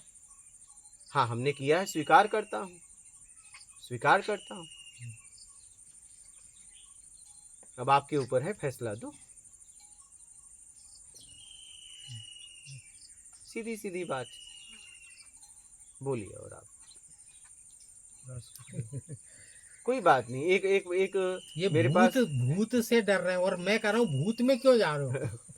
भूत काल जो हो गया वो तो हो गया। ठीक है, क्या करोगे आप? क्या तो बदल करेंगे? नहीं वो सकते। जा नहीं रहे हैं, हाँ। जा नहीं रहे हैं हाँ। अपने मन से। हाँ, हुआ है तब जा रहे हैं। हाँ, निकल जाएंगे तो कोई बात नहीं है। हाँ, एक मेरे पास स्त्री आई और भी लोग आए, और एक बोले कि हमने क्या पाप किया था कि हम विधवा हो गए? कुछ तो पाप किया होगा। हमने कहा ये तो राम के माँ के साथ भी हुआ था। यहाँ पाप पुण्य की बात नहीं है। या तो आगे वो जाएगा, आगे तुम जाओगे, आगे पीछे से जाना आना है। क्या करके जाते हो मायने ये है। ये रखा। हाँ, क्या कर रहे हो? हाँ, कोई न कोई तो जाएगा ना। तो राम के पिता चले गए तो राम की माताएं विधवा तो हुई ना। क्या उन्होंने पाप किया था? किसी किसी को तो आगे जाना है, पीछे जाना है, बस यही है जिंदगी। पहले मैं नहीं था, बाद में नहीं रहूंगा, बस यही जिंदगी है। जाना तो हर हाल में है। इच्छा अपेक्षा में गया तो मुर्दा में जाऊंगा, मृत्यु में गया जन्म होगा, और इच्छा अपेक्षा से मुक्त होके गया तो जीवंत होके निकल लूंगा। जहां से आया हूं वहां चला जाऊंगा। अब देखना है कि आपको जाना कहाँ है, ये आपके ऊपर है।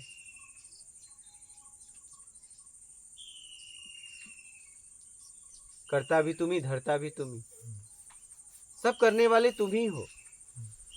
यहाँ कोई और करता धरता नहीं है। आपके साथ जो भी हो रहा है उसके जिम्मेदार एक व्यक्ति है, स्वयं आप, और कोई भी नहीं। ऐसा लगता है कि वो है, नहीं, ऐसा नहीं है।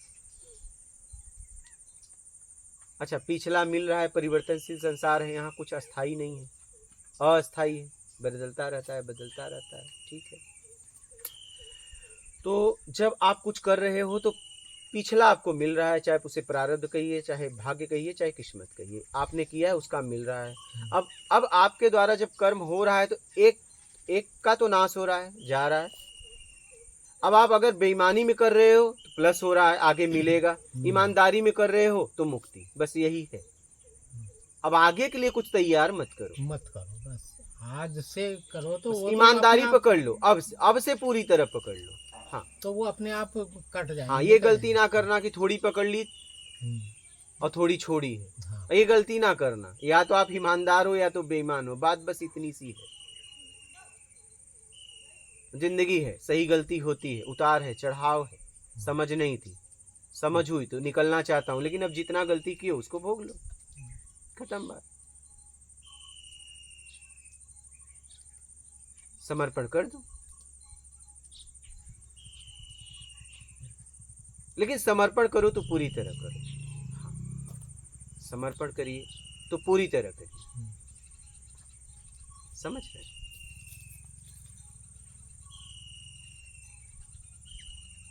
रत्नाकर डाकू वाल्मीकि भय ब्रह्म समाना, तो उन्होंने समर्पण जब किया तो पूरी तरह किया। अंगुली माल ने समर्पण किया तो पूरी तरह किया। उसके बाद वो जब भिक्षा मांगने गए गांव, तो गांव वालों ने पत्थर मारा, क्योंकि गांव वालों में बदले का आक्रोश तो था ही, डर के नाते कभी बोल तो पाए नहीं। लेकिन अब पता चल गया कि ये व्यक्ति अब जवाब नहीं देगा, तो उन्होंने अपना पूरा आक्रोश निकाला, पत्थर मारा, खून से लथपथ, लेकिन उन्होंने कोई जवाब नहीं दिया। समझ रहे हैं? तो इसे वाल्मीकि के साथ भी, रत्नाकर उनके साथ भी बहुत शारीरिक पीड़ा का सामना करना पड़ा। लोग बताते हैं दीवका लग गए, तो दीवका अगर लग गए तो उनके शरीर को कितना मतलब जीव ने काटा, वो समझिए जरा। एक मच्छर हमें लगता है तो आप उस तकलीफ को, क्या उनको तकलीफ नहीं हुई होगी? दीमक पूरा, अच्छा, दीमक लग गया तो उनको कितना मतलब दुख का सामना करना पड़ा। प्रकृति अलग हिसाब से अपनी हिसाब ले ली, यहाँ हिसाब किताब करना पड़ेगा। वो उतना भोग आपको भोगवा देगी किसी भी रूप से, किसी तरीके से। अब उनको दीवका लगा, अंगुली माल को पत्थर लोगों ने मारा, अलग अलग तरीके से हिसाब ले लेगी। हाँ, उसका तरीका अपने को पता नहीं है, किस तरीके से वो अपना हिसाब किताब लेगी, वो आप देखो। बहुत ऐसे अपराध करने वाले लोग समर्पण किए तो बहुत लोग ने उन्हें छोड़ भी दिया। जैसे उनकी जीवन चरित्र देखे कि ये इस अपराध को उन्होंने शौक से नहीं, दबाव में किया, समाज दबाव। जैसे डाकू, बहुत डाकू, फूलन देवी ने हाँ, किया था, बहुत डाकू को छोड़ा गया। क्यों छोड़ा गया? कि वो अपराधी थे नहीं, अपराधी बनाने वाले समाज था। तो बहुत लोगों को छोड़ भी दिया गया समर्पण के बाद। उन्होंने अपराध शौक से नहीं किया, अपराधी बनाने वाला समाज था। जब ये बात सिद्ध हो गई तो उन्हें छोड़ दिया गया, बाइज्जत बरी किया गया, क्योंकि वो अपराधी थे नहीं, उन्हें बनाया गया, उन्हें मजबूर किया गया, लाचार किया गया, उनके साथ ऐसा कर्म किया गया। कई लोग ऐसे हुए, कई लोग। और उन्होंने देखो, कई डाकू ने जब समर्पण किया तो उन्हें छोड़ भी दिया गया। अब प्रकृति क्या करेगी पता नहीं, लेकिन समर्पण, जब उन्होंने समर्पण किया तो उन्हें ये नहीं पता था कि मेरा क्या होगा। ध्यान से समझना। लेकिन पकड़े गए, उनको नहीं ऐसा छोड़ा गया। जो समर्पण किए उनके साथ ऐसा व्यवहार किया गया। क्या? हाँ, जो समर्पण कर दिया। तो प्रकृति के सामने समर्पण कर दो, पकड़े जाओगे तो दंड ज्यादा मिलेगा, ये ध्यान रखना। भागोगे तो हाँ ज्यादा दंड, तो पकड़ाओगे तो ज्यादा दंड मिलेगा। वही भागो मत, हाँ, समर्पण कर दो। हाँ।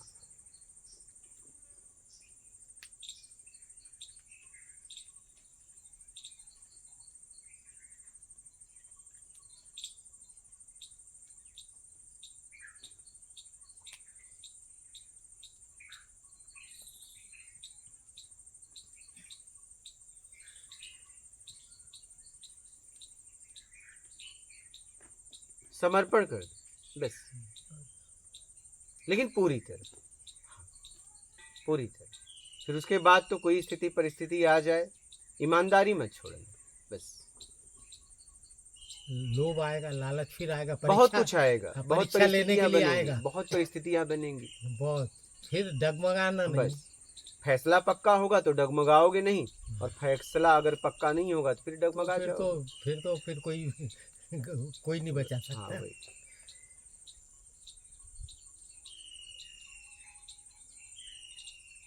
और सुनाइए। बस गुरुदेव, अधिकांश जो गलत निर्णय हो रहे हैं वो भावावेश में ही गुरुदेव होते हैं, और ऐसी परिस्थितियां बन जाती हैं कि न चाहते हुए भी आवेश में ऐसे निर्णय हो जाते हैं। अब उसमें दोषी है, निर्दोष है, कौन पिट रहा है, क्योंकि अब कई बार ऐसी परिस्थितियां निर्मित हो जाती हैं कि भावावेश में बाद में फिर जब शांति से सोचते हैं तो लगता है कि नहीं, इसमें गलत भी हो गया है, या कुछ भी हो गया है। नहीं तो तुम अपनी परंतु कुर्सी उस पर होकर दौरान निर्णय ले रहे ना। भी बड़ा परिस्थितियां ऐसी निर्मित हुई हैं कि निर्दोष थे वो भी हाँ दंडित हो गए हैं। तो वो भी कई बार ऐसी घटनाएं घटित हुई हैं जो कि अब सोचने में आता है कि गलत हुआ है। हाँ, तो वही तो कह रहा हूँ, अगर आपके द्वारा गलत हुआ है किसके भी द्वारा, तो उसका उसका बदला प्रकृति लेगी, क्योंकि अब तो वो गया, वो बदला तो ले नहीं सकता, वो निकल गया, उसने तो अपना भोग भोग लिया, किया नहीं था तो भी भोगा, जब किया नहीं था उतना भोगा, तो जिसने किया है उससे ज्यादा भोगेगा, क्योंकि वो जहां भी होगा, अभी भी जहां होगा, और जिस व्यक्ति की वजह से भोग रहा होगा, जब जब उसकी याद आएगी तब तक उसका रोम रोम उसे श्राप देगा, क्योंकि उतना समय उसके जीवन का उसने बर्बाद कर दिया। तो उस व्यक्ति का जब जब याद आएगी जिसके द्वारा उसने भोगा है और वो ऐसा काम नहीं किया था, तो जब जब उसकी याद आएगी तब तब उसके अंदर से बददुआ निकलेगा, भले वो अपने आप को कितना भी समझाए। नहीं, जैसे मुझसे गुरुजी मेरा ये था, जैसे कि मान लो कि ये अपनी कुर्सी पर बैठे हैं और कोई जुलूस निकला, इनको आदेश हुआ कि आप उस जुलूस को रोकिए, आप रोकने गए, इन्होंने तो रिक्वेस्ट कर रहे हैं, रोकने की हाँ, कोशिश हाँ, कर रहे हैं, एकदम। वो नहीं मान रहे हैं, आर्डर हो गया लाठी चार्ज, हाँ, इन्होंने उठाया दौड़ाया, तो जो बदमाश थे भग गए बेचारे, पिट गए वो, जिनको तो इनके अंदर जो ये आता है तो वो पिट गए, तो इनका तुमने दोष नहीं डायरेक्ट है, इनका तुम्हारा दोष दोष नहीं, नहीं है। इनका दोष यदि नहीं, दोष तुमने तो ऐसा उसका है कोई जिसने किया, आदेश दिया है। आदेश देने वाला दोषी होगा, तुम्हारे से जो तुम डायरेक्ट अपनी इच्छा आप से तो आपको तो करना पड़ेगा। कुर्सी के पावर से किए गए दोष के लिए जिम्मेदार तुम नहीं हो। मैं यही चीज आपको समझाता हूँ। सीनियर आपको बोला है, आप क्या करोगे? आप उसमें क्या करोगे? अपने आप को दोषी गिल्टी नहीं फील नहीं, करना आपको नहीं है। आप उसमें दोषी नहीं हो। अपने स्वयं के लिए लालच में यदि तुमने ऐसा कोई हाँ, कर्म किया है एकदम तो सही, मतलब आपका पद ऐसा है, आप डीएसपी रैंक के व्यक्ति हो, आपको कहीं वो एकदम, दंगा हो एकदम। गया, तो आप कर्फ्यू लग गया, तुमको तो एकदम, आदेश मिला और तुमने और करना मतलब मार पड़ेगा, दिया, आप क्या कोई करोगे? मर भी गया है तो तुम दोषी नहीं कहलाओगे। नहीं मैं नहीं, यही समझाता हूँ एकदम सही बात है। कि तुम्हें उन चीजों को गिल्टी में नहीं लेना है, नहीं नहीं नहीं, वो तुमने आदेश पर किया, तुम्हारा फर्ज है, तुम्हारी कुर्सी है। हाँ, अब ये देखना है कि आपने जितना आदेश था उतना ही किया। हाँ, इसमें जानबूझ के हाँ, तुमने बस छांट वो, के तो नहीं मारा हाँ, तुमने बस कि बस बस बस बस। उसको तुमने जानबूझ के हाँ, अपना हाँ, बदला हाँ, निकाला हो, हाँ। उसमें आपके ये भाव आपको कई जान- बार गुरुदेव ऐसी परिस्थितियां अपनी ड्यूटी के दौरान बनी हैं कि जैसे कोई हत्या का प्रकरण हो गया, उसमें 2 लोगों ने किया है, लेकिन राजनीतिक रूप से, सामाजिक रूप से नहीं, 2 के साथ इन 3 को और भी बंद करो। कई बार ऐसी दबाव परिस्थितियां होता है, हम नेताओं का जानते हैं दबाव होता है, मालूम कि है ये हमें, ये 3 निर्दोष नहीं है। है, लेकिन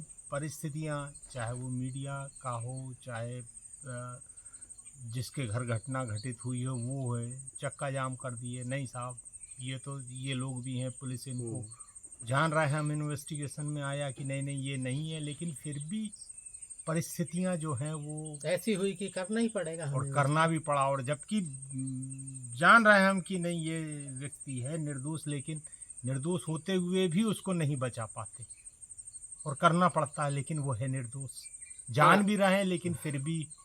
तो बात ऐसी सही है। भी परिस्थितियां जो निर्मित हुई हैं, जो कि तो इनको क्या मैं अपने दुष्कर्म में मानूं? ये मेरे से दुष्कर्म हो गया, आप उन्हें, इसका पाप आप मेरे अगर, सिर पर है। वो तो रहेगा, अगर आपने किया, आपको उन्हें अरेस्ट करना ही नहीं चाहिए था, क्योंकि अरेस्ट करने का अधिकार आपको था। तो आपको तो किसी स्थिति परिस्थिति में अगर वो गुनहगार नहीं था तो उसे अरेस्ट नहीं करना चाहिए। लेकिन अब मंत्री भी ये है, कोई भी इधर- आ जाए, बहुत करता सस्पेंड होते, बहुत करता आप ट्रांसफर होते, इससे ज्यादा नहीं, समझिएगा, यही होता, इससे ज्यादा क्या होता। लेकिन आपको अगर पता चल गया कि ये व्यक्ति गुनहगार नहीं है तो आपको उसे बचाना चाहिए था, दंडित नहीं करना चाहिए था। उसके केस में ऐसी धाराएं लगा दो कि वो छूट जाए। नहीं नहीं नहीं, उसे अरेस्ट ही नहीं करना चाहिए था। वो तब तो आप अपने पद का वो कर रहे हो। नहीं, आक्रोश बढ़ गया। आप मालूम है कि यदि मैं कुछ भी ये हो इस पर जाए, नहीं करूंगा और कुछ 4 भी हो आदमी जाए, मर जाएंगे, नहीं, तो वहां तो एक्शन लेना पड़ेगा ना। कुछ भी हो जाए, अपने काम को काम के तरीके से काम करो, अपने तरीके से काम को काम ना करो। सीधी बात, काम को काम के तरीके से करो। जिस पद पे आप हो उस पद का गरिमा है, उस पद का काम है, और उस पद का जो काम है वो करो। काम को काम के तरीके से करो, काम को अपने तरीके से मत करना, कभी फंस जाओगे।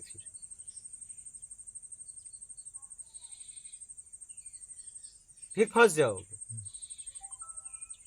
जैसे गुरुजी मतलब मैंने भी प्रत्यक्ष रूप से देखा है, जैसे कि एक जज है अपनी कुर्सी पर बैठा, वो जज की कुर्सी पर बैठा। हाँ। अब उसने देखा कहीं पर लड़ाई हो रही थी, इसने इसको मारा, ठीक है, उसके कुर्सी तक तो क्या प्रक्रिया से चला, रिपोर्ट हुई, रिपोर्ट में पुलिस ने पकड़ा, पकड़ के लाया, ये किया, सामने पेश किया। अब क्या जज की कलम गवाह पर चलेगी, एकदम वकील के तर्क पर चलेगी। अब जज चाहते हुए भी उसको मालूम है कि ये दोषी नहीं है, लेकिन उसके समक्ष ऐसे साक्ष्य और ऐसे जजमेंट किया जाएगा तो जज को उस कलम को चलाना उसके पड़ेगा ही, क्योंकि वो आगे जो वही चीज़ फिर जब हाई कोर्ट में जाएगा तो वो पुलिस डायरी, केस डायरी से ही ये होगा, वहाँ पर जज की भावना काम नहीं करेगी, क्योंकि जज तो दो लोगों के तर्क वितर्क को जो टाइप होकर के इससे उसके आधार पर फैसला देगा। इसके लिए जज दोषी होगा क्या? जज के पास एक ऑप्शन और है। हाँ। एक ऑप्शन हमारे पास और रहता है। हाँ। हम अपनी बात को रख के हम कुर्सी तो छोड़ सकते हैं, नहीं छोड़ सकते। जब उस कुर्सी पे अपराधी को बचाने के बाद आप अपराधी जो है उसे दंड न देके, जो अपराध नहीं किया है उसे आप दंड दे रहे हो, तो आप कुर्सी के लायक ही नहीं हो। ऐसी कुर्सी आपको छोड़ देनी चाहिए, क्योंकि कानून में तो ये है तो कि कुर्सी तो छोड़ने का अधिकार है। मैं कह रहा हूँ कि मैं अपनी बात को रख दूं, अपनी बात को मैंने रख दिया कि भाई जिसको अपराधी सिद्ध किया जा रहा है वो अपराधी नहीं, क्योंकि मैंने इस घटना का गवाह मैं स्वयं हूँ। ठीक है, सरकारी गवाह नहीं माना जाता, ठीक है, लेकिन वो अपनी बात रख के और वो कह सकता था कि मैं इस्तीफा खुद दे रहा हूँ अगर मेरी बात नहीं मानी जाएगी तो, क्योंकि ऐसी कुर्सी लेके क्या करूंगा जिस कुर्सी पे बैठ के जो अबोध हैं, जिन्होंने गुनाह किया ही नहीं है और उन्हें सजा देना पड़े, तो वो कुर्सी किसी काम की नहीं। तो इतना तो कर सकता है। हाँ, इस कलयुग में तो ये सब चीज तो ठीक है, तो भोगो, फिर भोगो। हाँ, फिर भोगो। नहीं तो कुछ तो वो रहेगा, जानबूझ के तो नहीं जजमेंट देगा। इतना तो कर सकता है, इस्तीफा तो देने का अधिकार है। ये अधिकार आज तक छीना गया क्या? नहीं, इस्तीफा दे सकते, ये अधिकार छीना गया क्या? फिर मैं जिस पद पे हूँ, पद की गरिमा है, पद का काम है, कुर्सी का कुछ काम है, मैं वही काम करूंगा। मैं अपने मन से काम नहीं करूंगा, न आपके मर्जी से करूंगा। हाँ, लेकिन मैं त्याग पत्र दे रहा हूँ। इतना तो है, इतना अधिकार आज तक कोई नहीं छीना है। हाँ, मैं इस्तीफा तो दे सकता हूँ,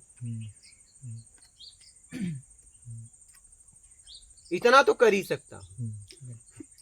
आपको पता चल गया, माने आप उसका भागीदार हो गया, अब कहीं भी जगह पे हो गए, समझ रहे, पता चल गया कि ये बेईमान है, ईमानदार, तो आप उसका भागीदार हो जाते हैं। और इस्तीफा तो दे सकते हैं बस।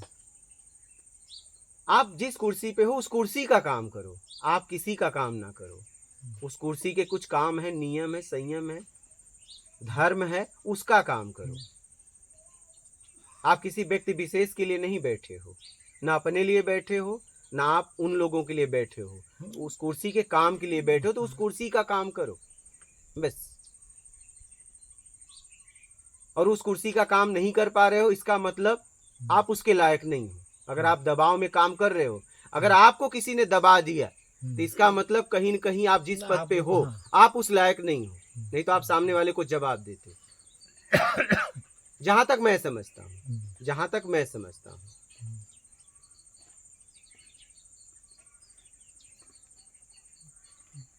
यही प्रश्न है इनकी, उथल पुथल हम दोनों भाइयों में ये नहीं होती रहती है, क्योंकि हम एक दूसरे को वो करते रहते हैं। किसी पद पे बैठे हैं, हो रही है, क्योंकि अब वो अपने आप में आ रहे हैं, तो होगी। पहले तो करते गए, लेकिन अब जो कर रहे हैं वो दिख रहा है, क्योंकि जो हमने किया, ज्ञान हो गया कि मुझे ये करना है, तो अब इनको वो बोझ लगने लगा, तो उसके लिए सच्चा ज्ञान चाहिए। तो मैंने कि आप चलो सच्चे ज्ञान के लिए हम आपको प्रत्यक्ष ज्ञान के लिए तो सत्संग सुनो और भोगने के लिए तैयार हो जाओ, क्योंकि जिनके साथ किए वो गए, पता नहीं कहाँ गए, उन्हें ढूंढ भी नहीं पाओगे पृथ्वी पर। बस सत्कर्म और भोगने के लिए तैयार और ईमानदारी, बस इतना अपना लो जीवन में।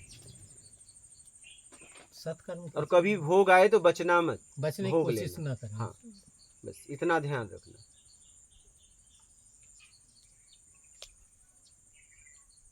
अच्छा, सत्कर्म के बारे में भी थोड़ा सा मतलब क्लियर हो जाए। कई बार होता है ना, हम लोग ये पुण्य कर्म और सत्कर्म को एक नहीं, ही पुण्य अलग परिभाषा है। में, पुण्य कर्म नहीं, पुण्य तो तो अलग है। मतलब होता क्या है, हम किसी चीज से बचने के लिए हमने 100 ब्राह्मणों को भोजन करा दिया, हमने 1000 को दान नहीं, बांट दिया, तो क्या ये हमारे उस चीज को नष्ट नहीं, मतलब कभी करने नहीं, की शक्ति नहीं, है? नहीं, कभी नहीं। यानी मतलब मैं इसी चीज में कि वो हम क्या वैभव कर्म वैभव करें। देगा, हम्म? वैभव देगा, अच्छा। वो ये नहीं देगा।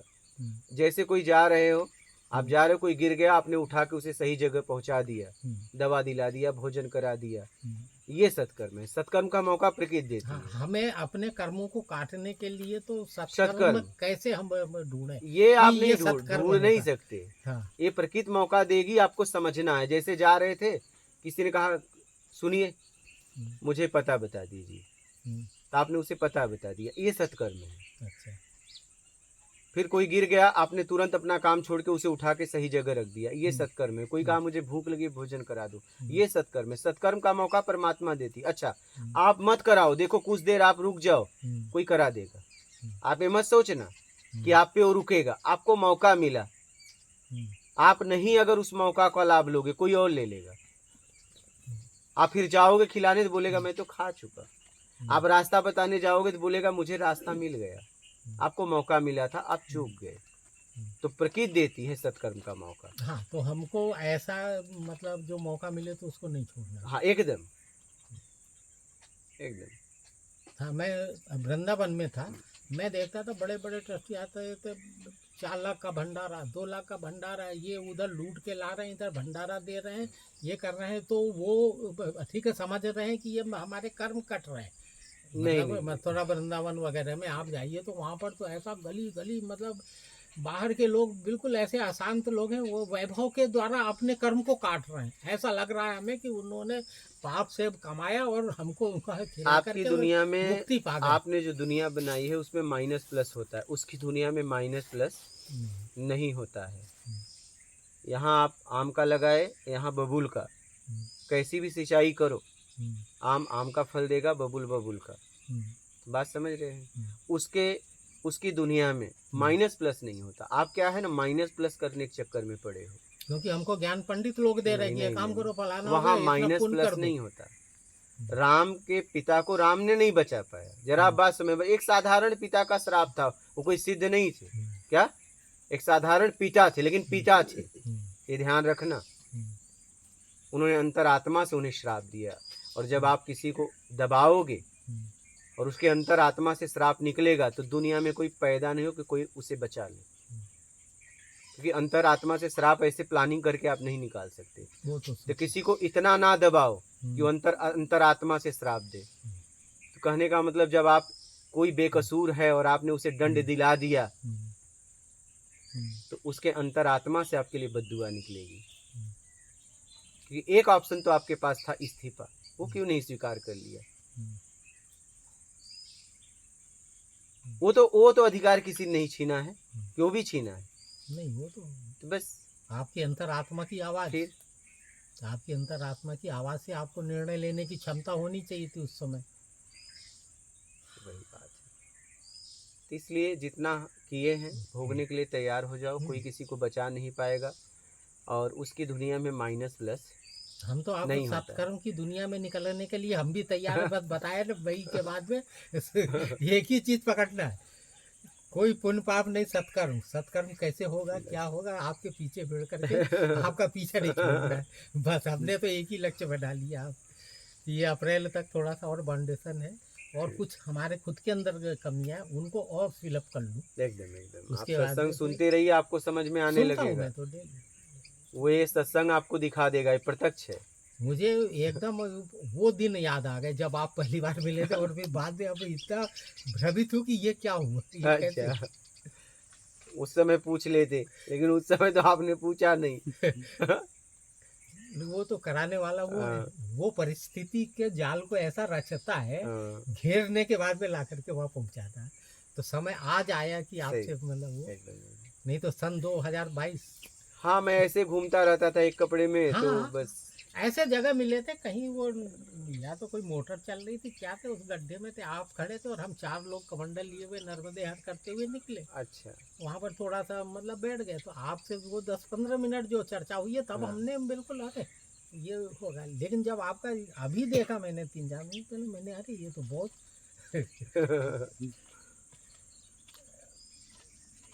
क्योंकि अभी संयोग लिखा था, ईश्वर एकदम को एकदम। अभी मिलाना था उसको। किसी भी कर्म के पीछे कोई ना कोई मतलब वो करता है, वो अपने पर नहीं लेता, वो ऐसा मकड़ी का जाल तैयार करता, घुमाते घुमाते अंतिम पॉइंट पर पहुंचा देगा। ये लो इसका तुम मुक्त हो जाओ अब। एकदम। कोई बात नहीं, अब समझ में आया है, अब हाँ अपने भाई, आप को निकाल लो, और निकाल सकते हो, ऐसा कुछ नहीं कुछ है। नहीं है, आप सत्कर्म में करो। फंसाने ये की ताकत है तो निकालने की ताकत है। डर गिर गए तो मतलब खड़े हो सकते हो। अब उसकी ग्लानी में अपने आप को और मत गिराओ, नहीं, अब और दृढ़ बन के उस पर ग्लानि तो अच्छा होगी, करो। ग्लानि तो हाँ, होगी। नहीं उसके लिए और अच्छा कार्य करो और आगे हाँ, बढ़ने एकदम के लिए, एकदम। वो तो होगी। और उसी से आपको पॉइंट मिलेंगे, और उसके काट के लिए उससे अच्छा काम करो, एकदम। अच्छे सत्कर्म में, अस्पतालों में, आप इसमें आप सही उसमें जा करके जितना सेवा का भाव मिले। सही सही, जितना हो सके जरूरतमंद की सेवा अस्पताल में करो। जाओ, आपको 2-4 मरीज ऐसे दिख रहे हैं, ये दिख रहे हैं, अपने सामने खड़े होकर उसका ये करा दो। कहीं पर कोई अच्छा काम एकदम चल एकदम। रहा है उसमें लग जाओ, इससे आपको आत्म मतलब पुष्टि भी जरूरतमंद मिलेगी। की, हाँ, जरूरतमंद जहाँ की, करने हाँ, वाले न लोग हों न वहाँ। हो। पता चला 1000 करने वाले हैं तो आपको नहीं जरूरत नहीं, नहीं है। उसमें भीड़ में थाली नहीं, उसकी धो भीड़ नहीं। जिसकी हाँ थाली धोने वाला नहीं कोई है। हाँ, हाँ। भीड़ से हट के अपने को ढूंढो। आपका लक्ष्य यही है, आपको बस निर्विकार होना, एकदम होने के लिए आप उसमें प्रयासरत हो, एकदम। वैसी जगहों को ढूंढो। और यानी सुनाइए, आपका और कोई प्रश्न है? बस गुरुदेव। अभी आपने पूछा, उसका जवाब तो प्रत्यक्ष मिला या नहीं? मिला है गुरुदेव। हाँ, कोई संशय हो तो बोलना, बिल्कुल निसंकोच, बिल्कुल निसंकोच।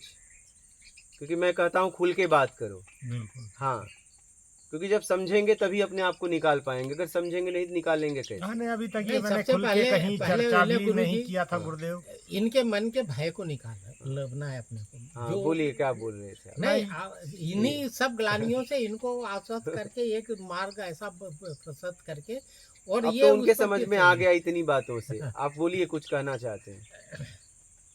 आपको कह रहे हैं, बोलिए, आप कुछ कह बस रहे अभी हैं। तक क्या है कि कहीं संकोच के कारण, डर के कारण, या कोई ऐसा माध्यम नहीं मिला था कि जहां मैं अपनी ये सब बातें रख सको। रख सकूं। तो कभी रखा नहीं था, आज पहली बार आपके सामने ये सारी चीज़ें जो अपने दिल में आ रहा है, जो मैंने किया हूँ, अच्छा है बुरा है, प्रयास करता हूँ, स्थिर रहने का प्रयास करता हूँ, लेकिन अभी शायद हो सकता है वो क्षमता मुझ में नहीं आई है कि मैं जो सोचूं उस पर स्थिर हो जाऊं। कई बार परिस्थितियां अभी भी अस्थिर कर देती हैं। तो हालांकि जैसा आपने बोला, एक इस्तीफ़ा देना साधन था, लेकिन इतनी सामर्थ्य नहीं है कि यदि इस्तीफ़ा दे दूंगा तो पीछे पूरा चैन, बाल बच्चे, पूरा परिवार, मेरे ये सामने कहाँ जाओगे? एक जो जिम्मेदारी मेरे सिर पर है, घर की है या परिवार की है। हाँ, आज की डेट में मैं इस्तीफ़ा देने की स्थिति में हूँ कि दे दूँ, इसलिए हूँ कि अब इसलिए बोल रहा हूँ कि हाँ ठीक है, जब शुरुआत मैंने किया था तब तो जीरो था, कुछ नहीं था।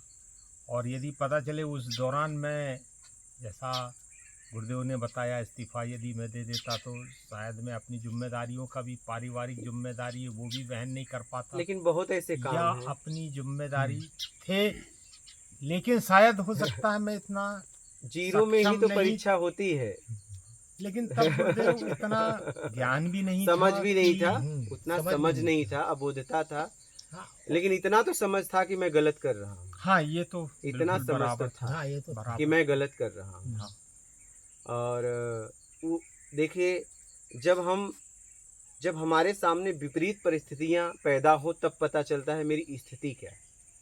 जैसा मैं चाहता हूं अगर वैसा हो तो मेरी स्थिति का पता नहीं चलता है। ठीक है, तो परीक्षा तो उसी समय थी, अब तो सब व्यवस्थित हो गया, अब इस्तीफा देने का कोई मतलब नहीं है, क्योंकि अब तो सब व्यवस्थित हो गया, अब इस्तीफा दे के क्या करेंगे? अब बात समझ रहे हैं? अच्छा, देखिए, जिसकी ऐसी नहीं नौकरी है, क्या उसका जीवन नहीं बीत रहा है? वो भी तो जी रहा है इस संसार में। जरूरी नहीं कि जीवन जीने के लिए यही नौकरी चाहिए, ऐसी बात तो है नहीं। हाँ, अगर हम एक सोसाइटी के चक्कर में पड़ जाते हैं, गड़बड़ी यहाँ ये हो जाती है। जीवन हम जी नहीं रहे हैं, हम सोसाइटी मेंटेन करने के चक्कर में, दिखावा में उसमें हम उलझ चाहिए जाते नहीं, हैं। हमको आप आवश्यकता समझ रहे नहीं हैं? है, हमारे लिए पर्याप्त है, उसमें लेकिन हम फंस जाते दिखावा में ज्यादातर जितनी भी बेईमानियां हो रही है मान के चक्कर में, तुमसे बड़ा मैं, लेकिन आज तक कोई सृष्टि में बड़ा बन नहीं पाया, न बड़ा न छोटा, और लड़ाई इसी की है। आप देखेंगे तो जीवन जितने में मैं जी सकूं उससे कई गुना ज्यादा है, उतनी जरूरत नहीं है, लेकिन सारा हमने इकट्ठा किया है मान के चक्कर में। जरूरत में थोड़ी ना, हाँ मान का जरूरत के चक्कर लिए कि मैं कुछ हूँ, जरूरत में बहुत है इतना। लेकिन कुछ होने के चक्कर में आज आपको पता चला कि मैं तो कुछ भी नहीं हूँ, लेकिन अब तो कुछ बन बैठे हो।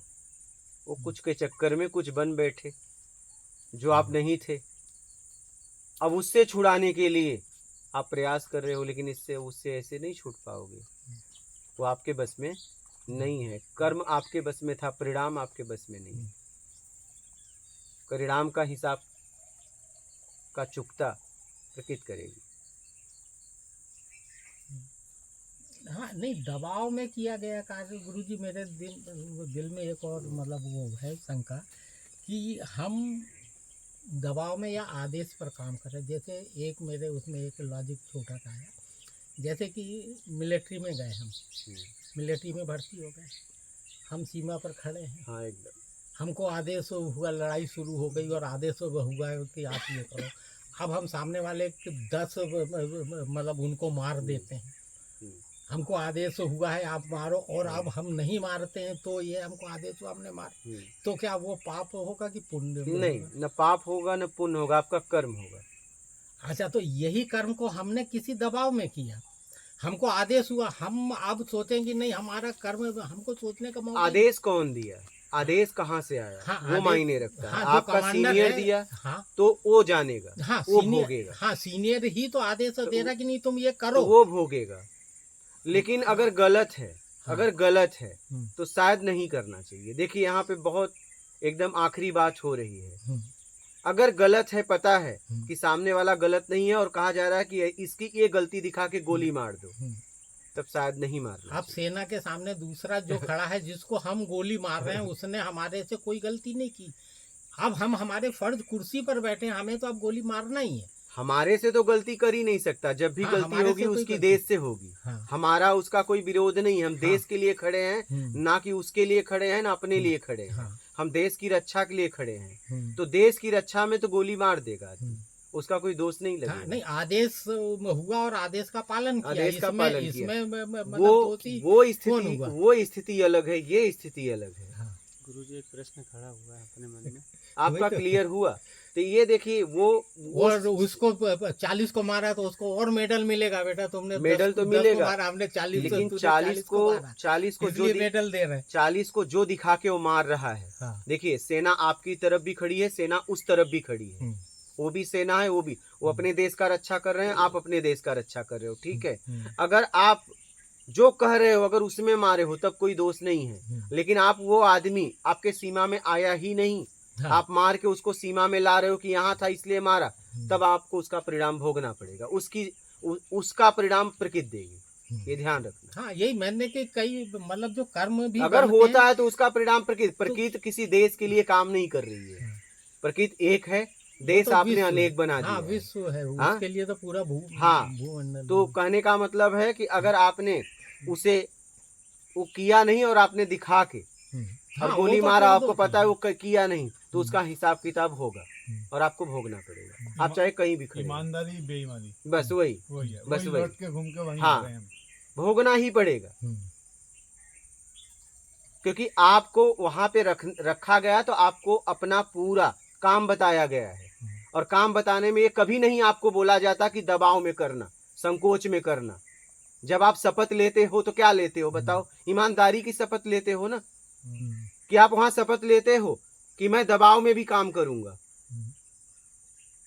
शपथ में आप यही कहते हो ना, आप जब जब भी कोई भी लेता है तो कहते हो ना मैं अपना काम पूरी ईमानदारी हाँ, से करूंगा। ईमानदारी, निष्ठा, मतलब मैं वहां व्यक्तिगत काम नहीं करूंगा, मैं काम को ईमानदारी से करूंगा। तो काम को ईमानदारी से करना चाहिए।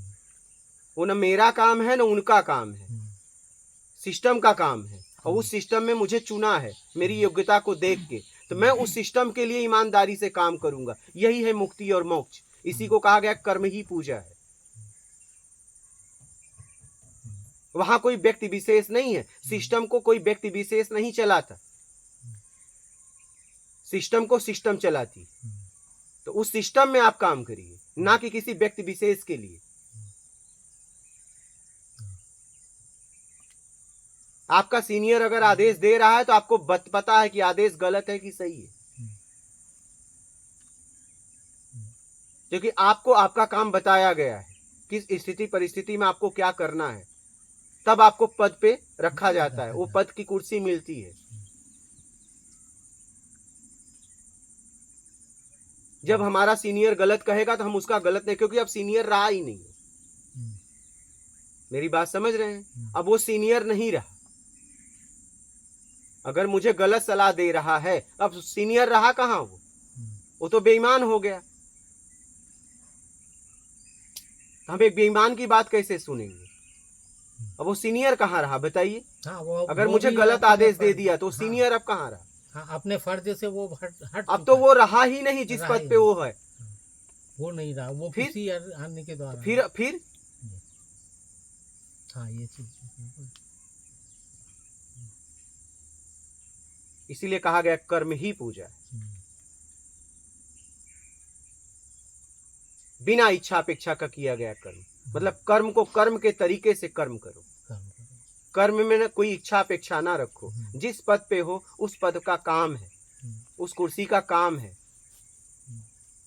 उसके लिए करो। सिस्टम के लिए काम करो, और सिस्टम कोई व्यक्ति विशेष का के लिए नहीं होता। वो एक उसमें अलग ही होता है। हाँ। सिस्टम कीजिए ये नहीं, इसको ऐसा कर दो, इसको ऐसा हाँ। कर दो, तो वो सिस्टम के अंतर्गत नहीं है। सिस्टम के लिए काम सिस्टम करो, के लिए। किसी व्यक्ति विशेष के लिए नहीं। और जब कोई भी व्यक्ति, आपका सीनियर आपको गलत सलाह दे दिया तो अब वो सिस्टम से बाहर हो गया। हाँ, अब उसकी क्या बात मानना? वो सिस्टम में खुद नहीं रहा, वो सीनियर रहा कहाँ? हाँ, बिल्कुल। हाँ, इतना अब तो अब बेईमान हो गया। इतना तो स्व विवेक फिर? होना चाहिए। फिर पद की गरिमा होती है। कम से कम उस पद को उठा नहीं सकते तो कम से कम उसकी गरिमा को गिराओ भी मत।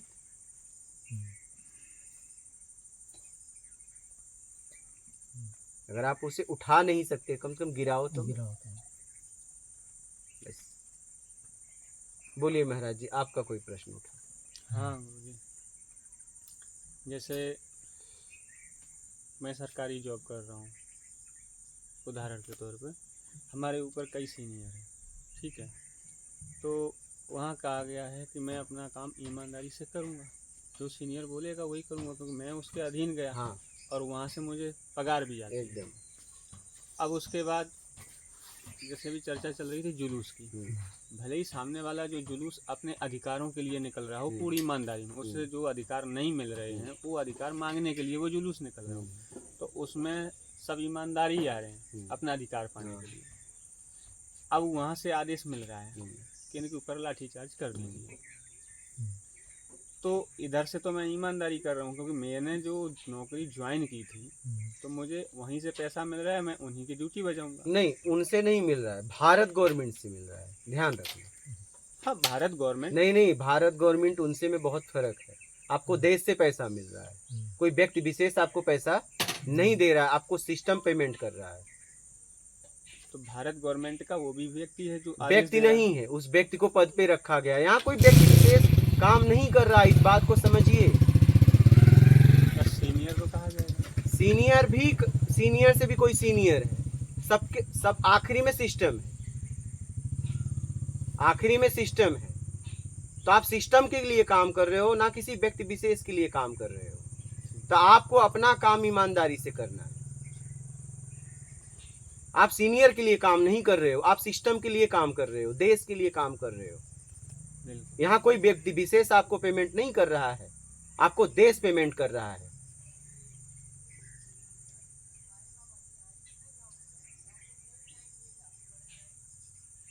आपको आपका काम बताया गया है, सीनियर को सीनियर का बताया काम बताया गया। सीनियर आपका जो काम है वो बताए वो करो, अगर और कोई अलग काम बता रहा है तो मत करो। बात समझ रहे हैं? बिल्कुल। हम अपने गांव की बात बता रहे हैं। अब हम तो बाद में, हम उनसे बहुत छोटे, ठीक है, तो हम सन्यासी भेष ले लिए और इसके बाद फिर बाद में हम वो कपड़े उतार के फिर ट्राउजर टी शर्ट में थे। तो ऐसे ही मंदिर पे थे गांव में, तो वो गांव में लगाने वाले व्यक्ति, तो हमने कहा मंदिर में झंडा लगवा दिया जाए। तो उन्होंने कहा इधर झंडा लगवाएंगे, इतना झंडा बनवाएंगे। तो उन्होंने कहा कि एक झंडा मेरे घर पे लगा देना। हमने कहा वो मैं नहीं कर सकता। क्या? बोले क्यों? मैं बोला वो आपका घर है और ये मंदिर आपका नहीं, मंदिर समाज का है, तो झंडा मैं यहाँ लगा सकता हूँ, आपके घर पे नहीं। समझ रहे हैं? वही व्यक्ति, हम उनके घर पे गए थे, तो ऐसे बैठे थे, बोले वो जरा तम्बाकू उठा के दे देना। बोला ये मैं नहीं कर सकता, ये मैं नहीं कर सकता, क्योंकि मैं कुछ लिया हूँ, उसका मुझे मर्यादा सम्मान रखना है, वो आपको उठ के लेना पड़ेगा। तो उन्होंने उठ के लिया, उस बात को उन्होंने समझा। बात समझ रहे हो? आप जब कोई भेष लेते हो, आप कोई पद लेते हो, उस पद का गरिमा है, प्रतिष्ठा है। समझ रहे हैं? उस पद का काम है, अगर काम के लायक हो तो लो और नहीं तो छोड़ दो। यहाँ सिस्टम काम करता है, यहाँ कोई व्यक्ति विशेष काम नहीं करता है। ऐसा लगता है आपको कोई व्यक्ति विशेष कर रहा है, यहाँ कोई व्यक्ति विशेष काम नहीं कर रहा है, सब सिस्टम काम कर रहा है, चाहे वो संविधान में हो चाहे प्रकृति में हो। और फैसला सिस्टम देता है, ना कि कोई व्यक्ति विशेष देगा, और कोई बच नहीं पाएगा। इसलिए कहा गया है गीता में, आखिरी में यही कहा गया है, कर्म ही पूजा है। यही कहा गया है ना। कौन सा कर्म? बिना इच्छा अपेक्षा का, मतलब आपकी स्वयं की इच्छा और अपेक्षा उस कर्म में ना हो, सिर्फ कर्म हो। कर्म। जिस पद पे आप हो, जिस भेष को आपने धारण किए हैं, उसका काम, वही कर्म पूजा। बात समझ रहे हैं?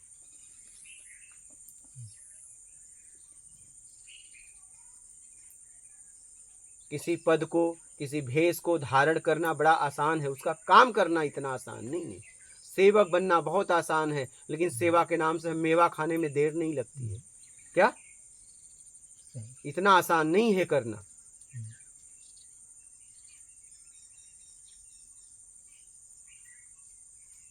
शुरुआत करना बहुत आसान है, लेकिन करना आसान नहीं है। हाँ,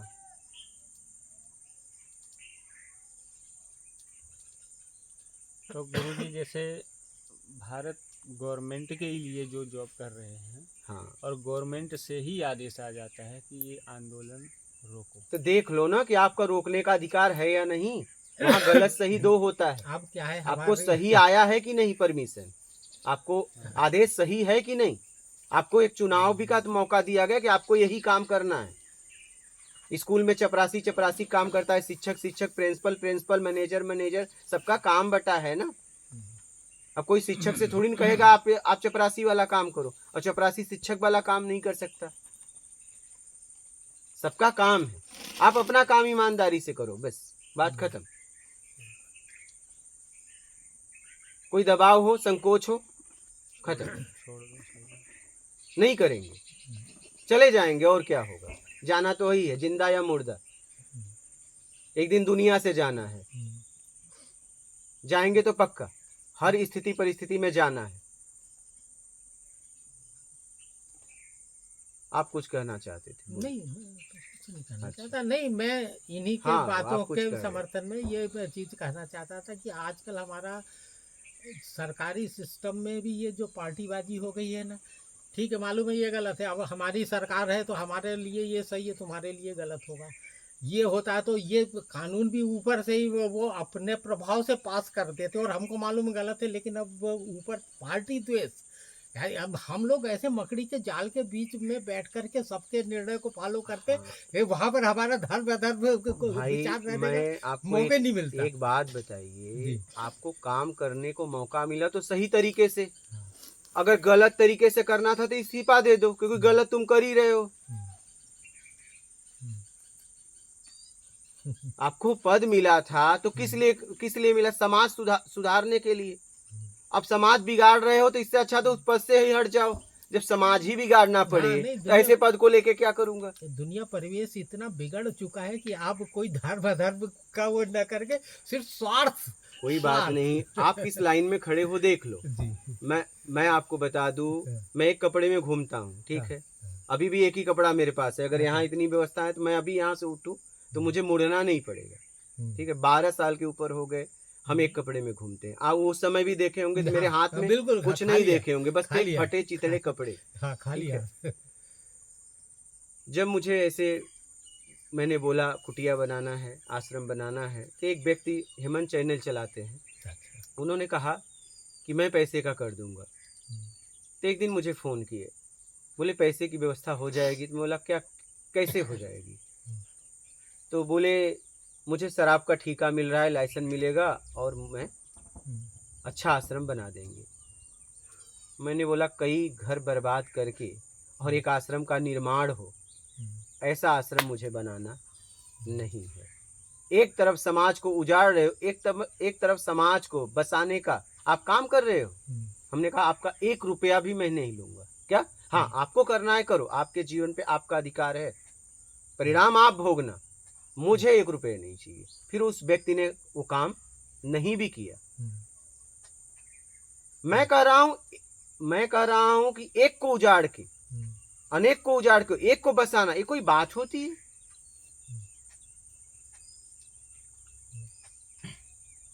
एक को बचाने के लिए एक को तकलीफ दे रहे हो, इससे अच्छा तो आप वहां से हट जाओ। ये स्वतंत्रता तो कोई नहीं छीना है ना। और नहीं तो करोगे तो फिर परिणाम भोगोगे। भोगने के लिए तैयार है, वो तो है। मिलना ही मिलेगा, वो तो कोई बचा प्रकृति नहीं तो छोड़ेगी नहीं, हाँ, प्रकृति बस खत्म छोड़ेगी बात। नहीं, उसका तो अलग ही है। बस अब हम अपना तर्क वितर्क करके उससे बचना चाहे नहीं या नहीं उसके नहीं काट नहीं, करना चाहे, उससे कुछ नहीं होना कटेगा भी वही नहीं। है। आप वो तो जो आप कर्म यहाँ भी है। हाँ, यहाँ भी बचने हाँ, की बात की, ये भी आप भी वही कर रहे हो। नहीं, हम लेकिन ऐसा supporting हो में भी उसके- नहीं सकता। हाँ, प्रत्यक्ष तो प्रत्यक्ष हाँ, नहीं बच पाओगे, कोई नहीं बचा सकता। मैं भी जहाँ बैठा हूँ, अगर मैं भी अपना काम ईमानदारी से नहीं करूंगा नहीं, तो मैं भी नहीं बच पाऊंगा। नहीं बच पाऊंगा। यहाँ ईमानदारी से अपने कर्म को करो, या तो आप उस जगह को छोड़ दो। क्या? या तो आप उस काम को छोड़ दो ना, इतनी तो स्वतंत्रता है ना। ये तो स्वतंत्रता आज तक किसी ने आपसे छीनी नहीं है। इतने तो स्वतंत्र हो ना। जरूरी छोड़ी ना है करना। अरे जब मैं कह रहा हूं गलत ही करना था, सही कर नहीं पा रहा हूं, तो मैं उस काम को करके करूंगा क्या? मैं तो सही करने आया था कि मैं पढ़ रहा हूं, ऐसी नौकरी करूंगा, समाज में बदलाव ला दूंगा। और पता चला कि आपने बदलाव लाने से आपने और बुरा बदलाव ला दिया, तो क्या मतलब आपके ऐसे पद का? बस मात्र ये इसके रोटी के लिए, ये व्यवस्थाओं के लिए, जमीन पे भोजन कर रहे थे, डाइनिंग टेबल के लिए, बाइक से चल रहे थे, कार के लिए, मतलब इतना, बस इसी के लिए आप अपने अपने अपने आप को बेच दिया, ईमान को बेच दिया। बचा क्या तुम्हारे पास? प्लानिंग तो किए थे समाज बदलूंगा, आप तो समाज को और भ्रष्ट कर दिया। क्या मतलब ऐसे पद का? किसके लिए? मात्र रोटी के लिए, मात्र झोपड़ी थी, बस एक बंगले के लिए, मात्र बस इतना। आपने ईमानदारी अपनी बेच दी।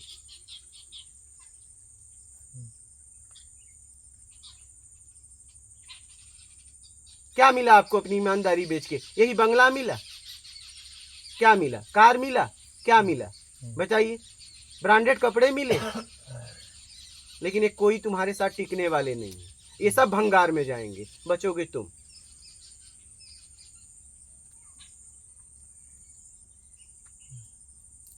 ये कोई नहीं बचेगा, बचेगा आप। अब आपको इसका हिसाब किताब देना पड़ेगा।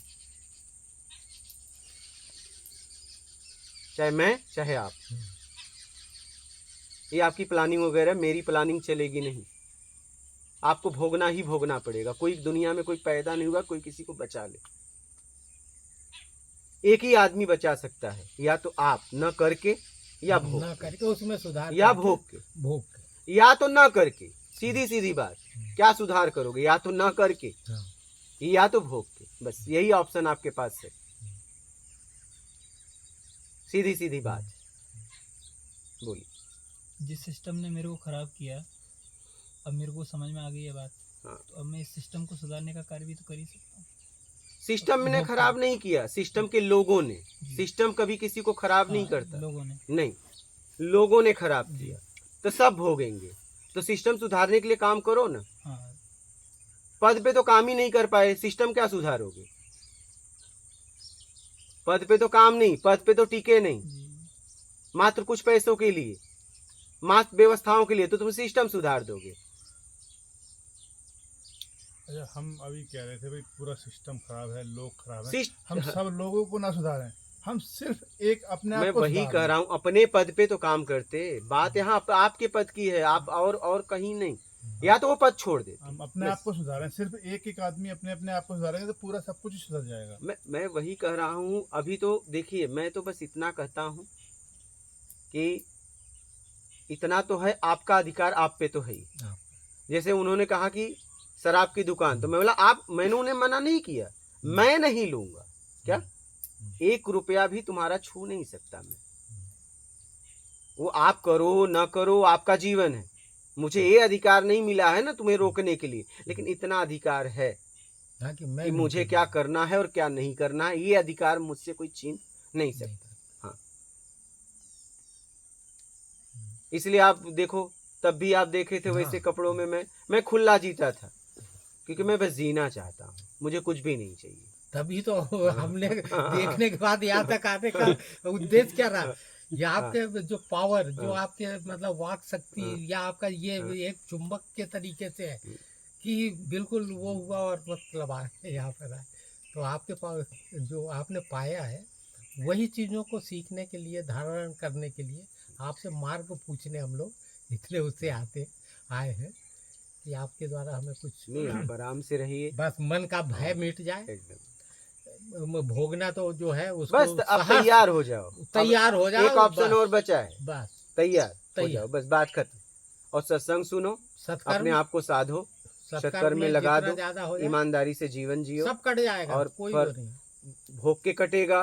जैसे मान लीजिए जज ने सजा दिया, ठीक है, तो अगर कैदी, आपको तो इस लाइन में हो, आपको मालूम है, कैदी गया और बहुत अच्छे से रहा, तो जेलर को इतनी परमिशन होती कुछ सजा माफ करवा दे, लेकिन कुछ पूरा नहीं। हाँ, उसके व्यवहार वो भी पेपर भेजेगा, उसके बाद कुछ सजा माफ करवाई जाती है, ऐसा है ना। हाँ, अच्छे आचरण। लेकिन अच्छा पहला दिन अगर बोल दे, पहला दिन बोल दे कि मुझे पूरा सजा माफ करवा दो, तो नहीं कर सकते। ऐसे ईश्वर भी आपको मौका देगा, लेकिन देगा, चालाकी से नहीं देगा, समर्पण से देगा। मौका देगा, उसमें कई डिस्काउंट मिल जाएगी। आपका आचरण अच्छा रहा, आपका व्यवहार अच्छा रहा, अपने कर्म को खुद ही करना पड़ेगा, खुद करते चलो। मौका प्रकृति अपने आप देती है, और वो बहुत दयालु है। वो तो इतना दयालु है, उस पर आगे हो जाओ, तो दयावान, वो बहुत दयालु है एकदम। बस आप अपने आप को हम ये फिर करके चलें। हाँ ठीक है, जाना। घुमा टाइम हो गया 5। ठीक है, निकलिए, नाश्ता वगैरह करना है कुछ कर लीजिए। हाँ नहीं, है नहीं, वो गाड़ी में पड़े हैं, ठीक यदि है। रखेंगे तो यूज में आ हाँ, जाएंगे। नहीं है भी, पहले से है, वो तो यहाँ भंडार है, मुझे वो तो हो मालूम है। जाएगा। वो तो भैया भर रही वो है, तो हो जाएगा। वो तो और कोई आपको ठीक है, अपना ख्याल रखना। और कोई प्रश्न है तो बोलिए। सब प्रश्न मिल गए, जवाब सब प्रश्नों के। और अब तो हमें खुद ही करना है जो करना है। जहाँ रहना अपना ख्याल रखना, ठीक है, अपने आप को ना छोड़ना, कुछ भी छूट जाए चलेगा, ठीक है।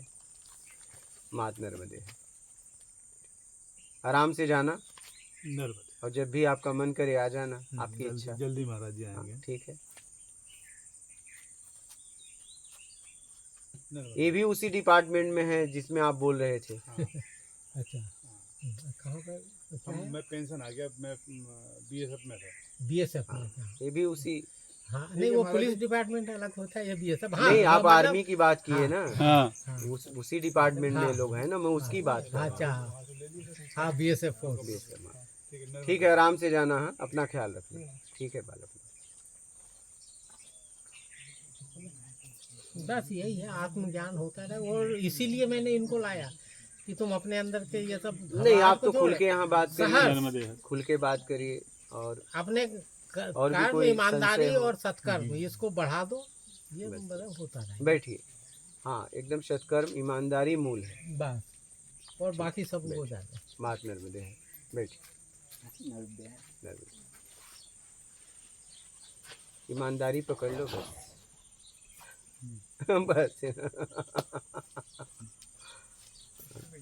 जैसे गुरुदेव आपने बताया एक सत्कर्म का और एक पुण्य कार्य का, कि सत्कर्म तो मिलेगा नहीं, ये वो तो तो प्रकृति देगी। देगी हाँ, तो ही। हाँ, अब हमारे हाथ में तो सिर्फ पुण्य कर्म ही बचा। आपके हाथ में। हाँ, तो इन दोनों को, क्या पुण्य कर्म करते हुए हमको सत्कर्म का लाभ मिल सकता है, या सत्कर्म नहीं मिलेगा? वो तो अब जब पुण्य प्रकृति देखिए, चाहेगी तभी मिलेगा। पुण्य किस भाव से कर रहे हो वो मायने रखता है। पुण्य उन लोगों के लिए कर रहे हो जिन्हें जरूरत ही नहीं है, कि जिन्हें जरूरत है। खोजना चालू करो। सुबह भोजन लेके निकल गए, जरूरतमंद को दे दो, जैसे चिड़ियों को। शुरुआत करो, फिर धीरे धीरे प्रकृति आपको मौका देगी। प्रकृति स्वयं निर्माण करेगी आपके धीरे धीरे कर्मों धीरे का। आपको मौका देगी। समझ रहे हैं? जैसे जैसे जैसे आप आगे बढ़ोगे वैसे वैसे प्रकृति कल्प वृक्ष की तरह है। क्या जो मैंने यही सोचोगे वो समझा। मिलेगा, जो एकदम। सोचोगे वैसे जैसे जैसे आप उस लायक बनोगे, भाव आपका प्रबल होगा, वो मिलता जाएगा। स्थितियां अपने आप बनेगी। एक कल्प वृक्ष की तरह है। यही मैंने अपने जीवन में समझा। अब देख लो आपको क्या चाहिए। ज़्यादातर हो रहा है हमारे साथ, जाना कहीं और है, पता कहीं और का पूछ रहे हैं, जा कहीं और है, हमें खुद नहीं पता कि मुझे जाना कहाँ है। बस यूं ही चले जा रहे हैं। कहाँ जाना है पता नहीं, बस चले जा रहे हैं। देखिए आपको कहाँ जाना है। फिर प्रकृति ऐसी मौका देगी। ठीक है, ऐसे लोग आपसे मिलने लगेंगे, क्योंकि हम लोग एक दूसरे के पूरक हैं ना। 3 प्रवृत्तियां होती हैं, सात्विक, तामसी, राजसी। जो आपको चाहिए ऐसे लोग आपको मिलने लगते हैं। अपने आप अब देखिए ना कहाँ से कहाँ और क्या हाँ, संयोग बस, बैठा, बस। कहाँ सनराइज, कहाँ कल्पना नहीं, भूल चुके थे, सही है। लेकिन वो था, प्रकृति ने मिलवा दिया फिर से। एकदम। और मिला दिया तो अब दृढ़ इच्छा हो गई कि अब ये चतुर्मास से लेके नहीं, आराम यही से, फिर एकदम आराम से करिए। आप ही लोगों के लिए ये तैयार हो रहा है। और आपका कोई प्रश्न रहा? तो गुरुदेव फिर हमें हमारे पुराने कर्मों का पुनरावलोकन करना चाहिए या नहीं करना चाहिए, कि अब हम उनको भूलें, अगला जो है कर्म सुधार वर्तमान के में आपके बस जीते में नहीं हुए है याद करना और केवल- भूलना। वो आपके बस में नहीं है। वो तो याद आएंगे जब तक, बस याद में अभी दुख हो रहा है। एक समय ऐसा आएगा, याद तो आएगा लेकिन दुख चला जाएगा, समझ लेना हिसाब हो गया। याद तो आएंगे, वो आप नहीं भुला सकते। पुराने कर्मों को आप नहीं भुला सकते। वो याद तब तक आएंगे जब तक उसका हिसाब किताब नहीं होगा। और जब हिसाब किताब हो जाएगा तो भी याद आएंगे, लेकिन फिर ग्लानि नहीं रहेगी, दुख नहीं रहेगा। बात यह है, बस इतनी सी बात है। जैसे आपने एक आदमी को धक्का मार दिया, अब वो जब तक आपने उससे माफ़ी नहीं मांगा तब तक ग्लानि हो रही थी, आपको भी गलती कह सकते, लेकिन जाके क्षमा मांग लिए तो उसने आपको माफ़ किया, तो यहाँ से निकल गया। क्या माफ़ किया तो यहाँ से निकल गया, उसके भी निकल गया। तो अब तो वो लोग तो बचे नहीं, उनको तो आप खोजोगे भी नहीं मिलेंगे। तब अब प्रकृति हिसाब लेगी। हिसाब किताब होगा तभी, भूल तो नहीं पाओगे। वो तो और याद आएगा। जैसे जैसे आप अपने अंदर जाओगे वैसे वैसे वो बहुत याद आएंगे और याद आएंगे। अभी जितना भूल गए हो वो भी याद आएंगे। बस उनको सुधारते चलो, उसका बस आगे करते रहो, आगे उनको उस- सुधारने का प्रयास मत करो, उसको आगे तो- बस ईमानदारी और सत्कर्म बस। बस आगे वैसा मौका मिले उसको मत छूओ। उनको तो आप सुधार नहीं सकते, क्योंकि अब वो है ही नहीं है, किससे सुधारोगे, किससे सुधारोगे? अब माफी मांगने के लिए भी वो नहीं है, पता नहीं कहाँ कहाँ हो गए, उन्हें ढूंढना भी चाहो तो नहीं मिलने वाले हैं लाइन से।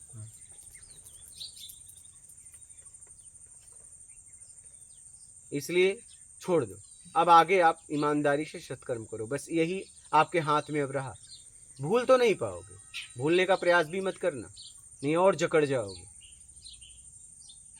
और तकलीफ देने लगेगा। याद आने दो, उसका सामना करो, याद आ रहा है याद आने दो, आप अपना काम करो।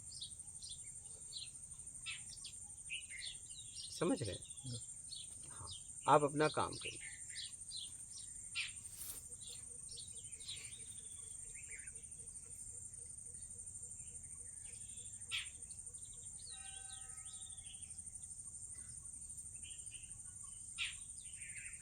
और बोलिए। ठीक है, और कोई प्रश्न होगा तो आगे हाँ अब करिएगा। तो जी, रुके ना, अब तो अब आप तो पूरी रुके हो आराम से। हाँ रुके हाँ ठीक है, आपके सानिध्य में। हो गया। मात नर्मदे। मा-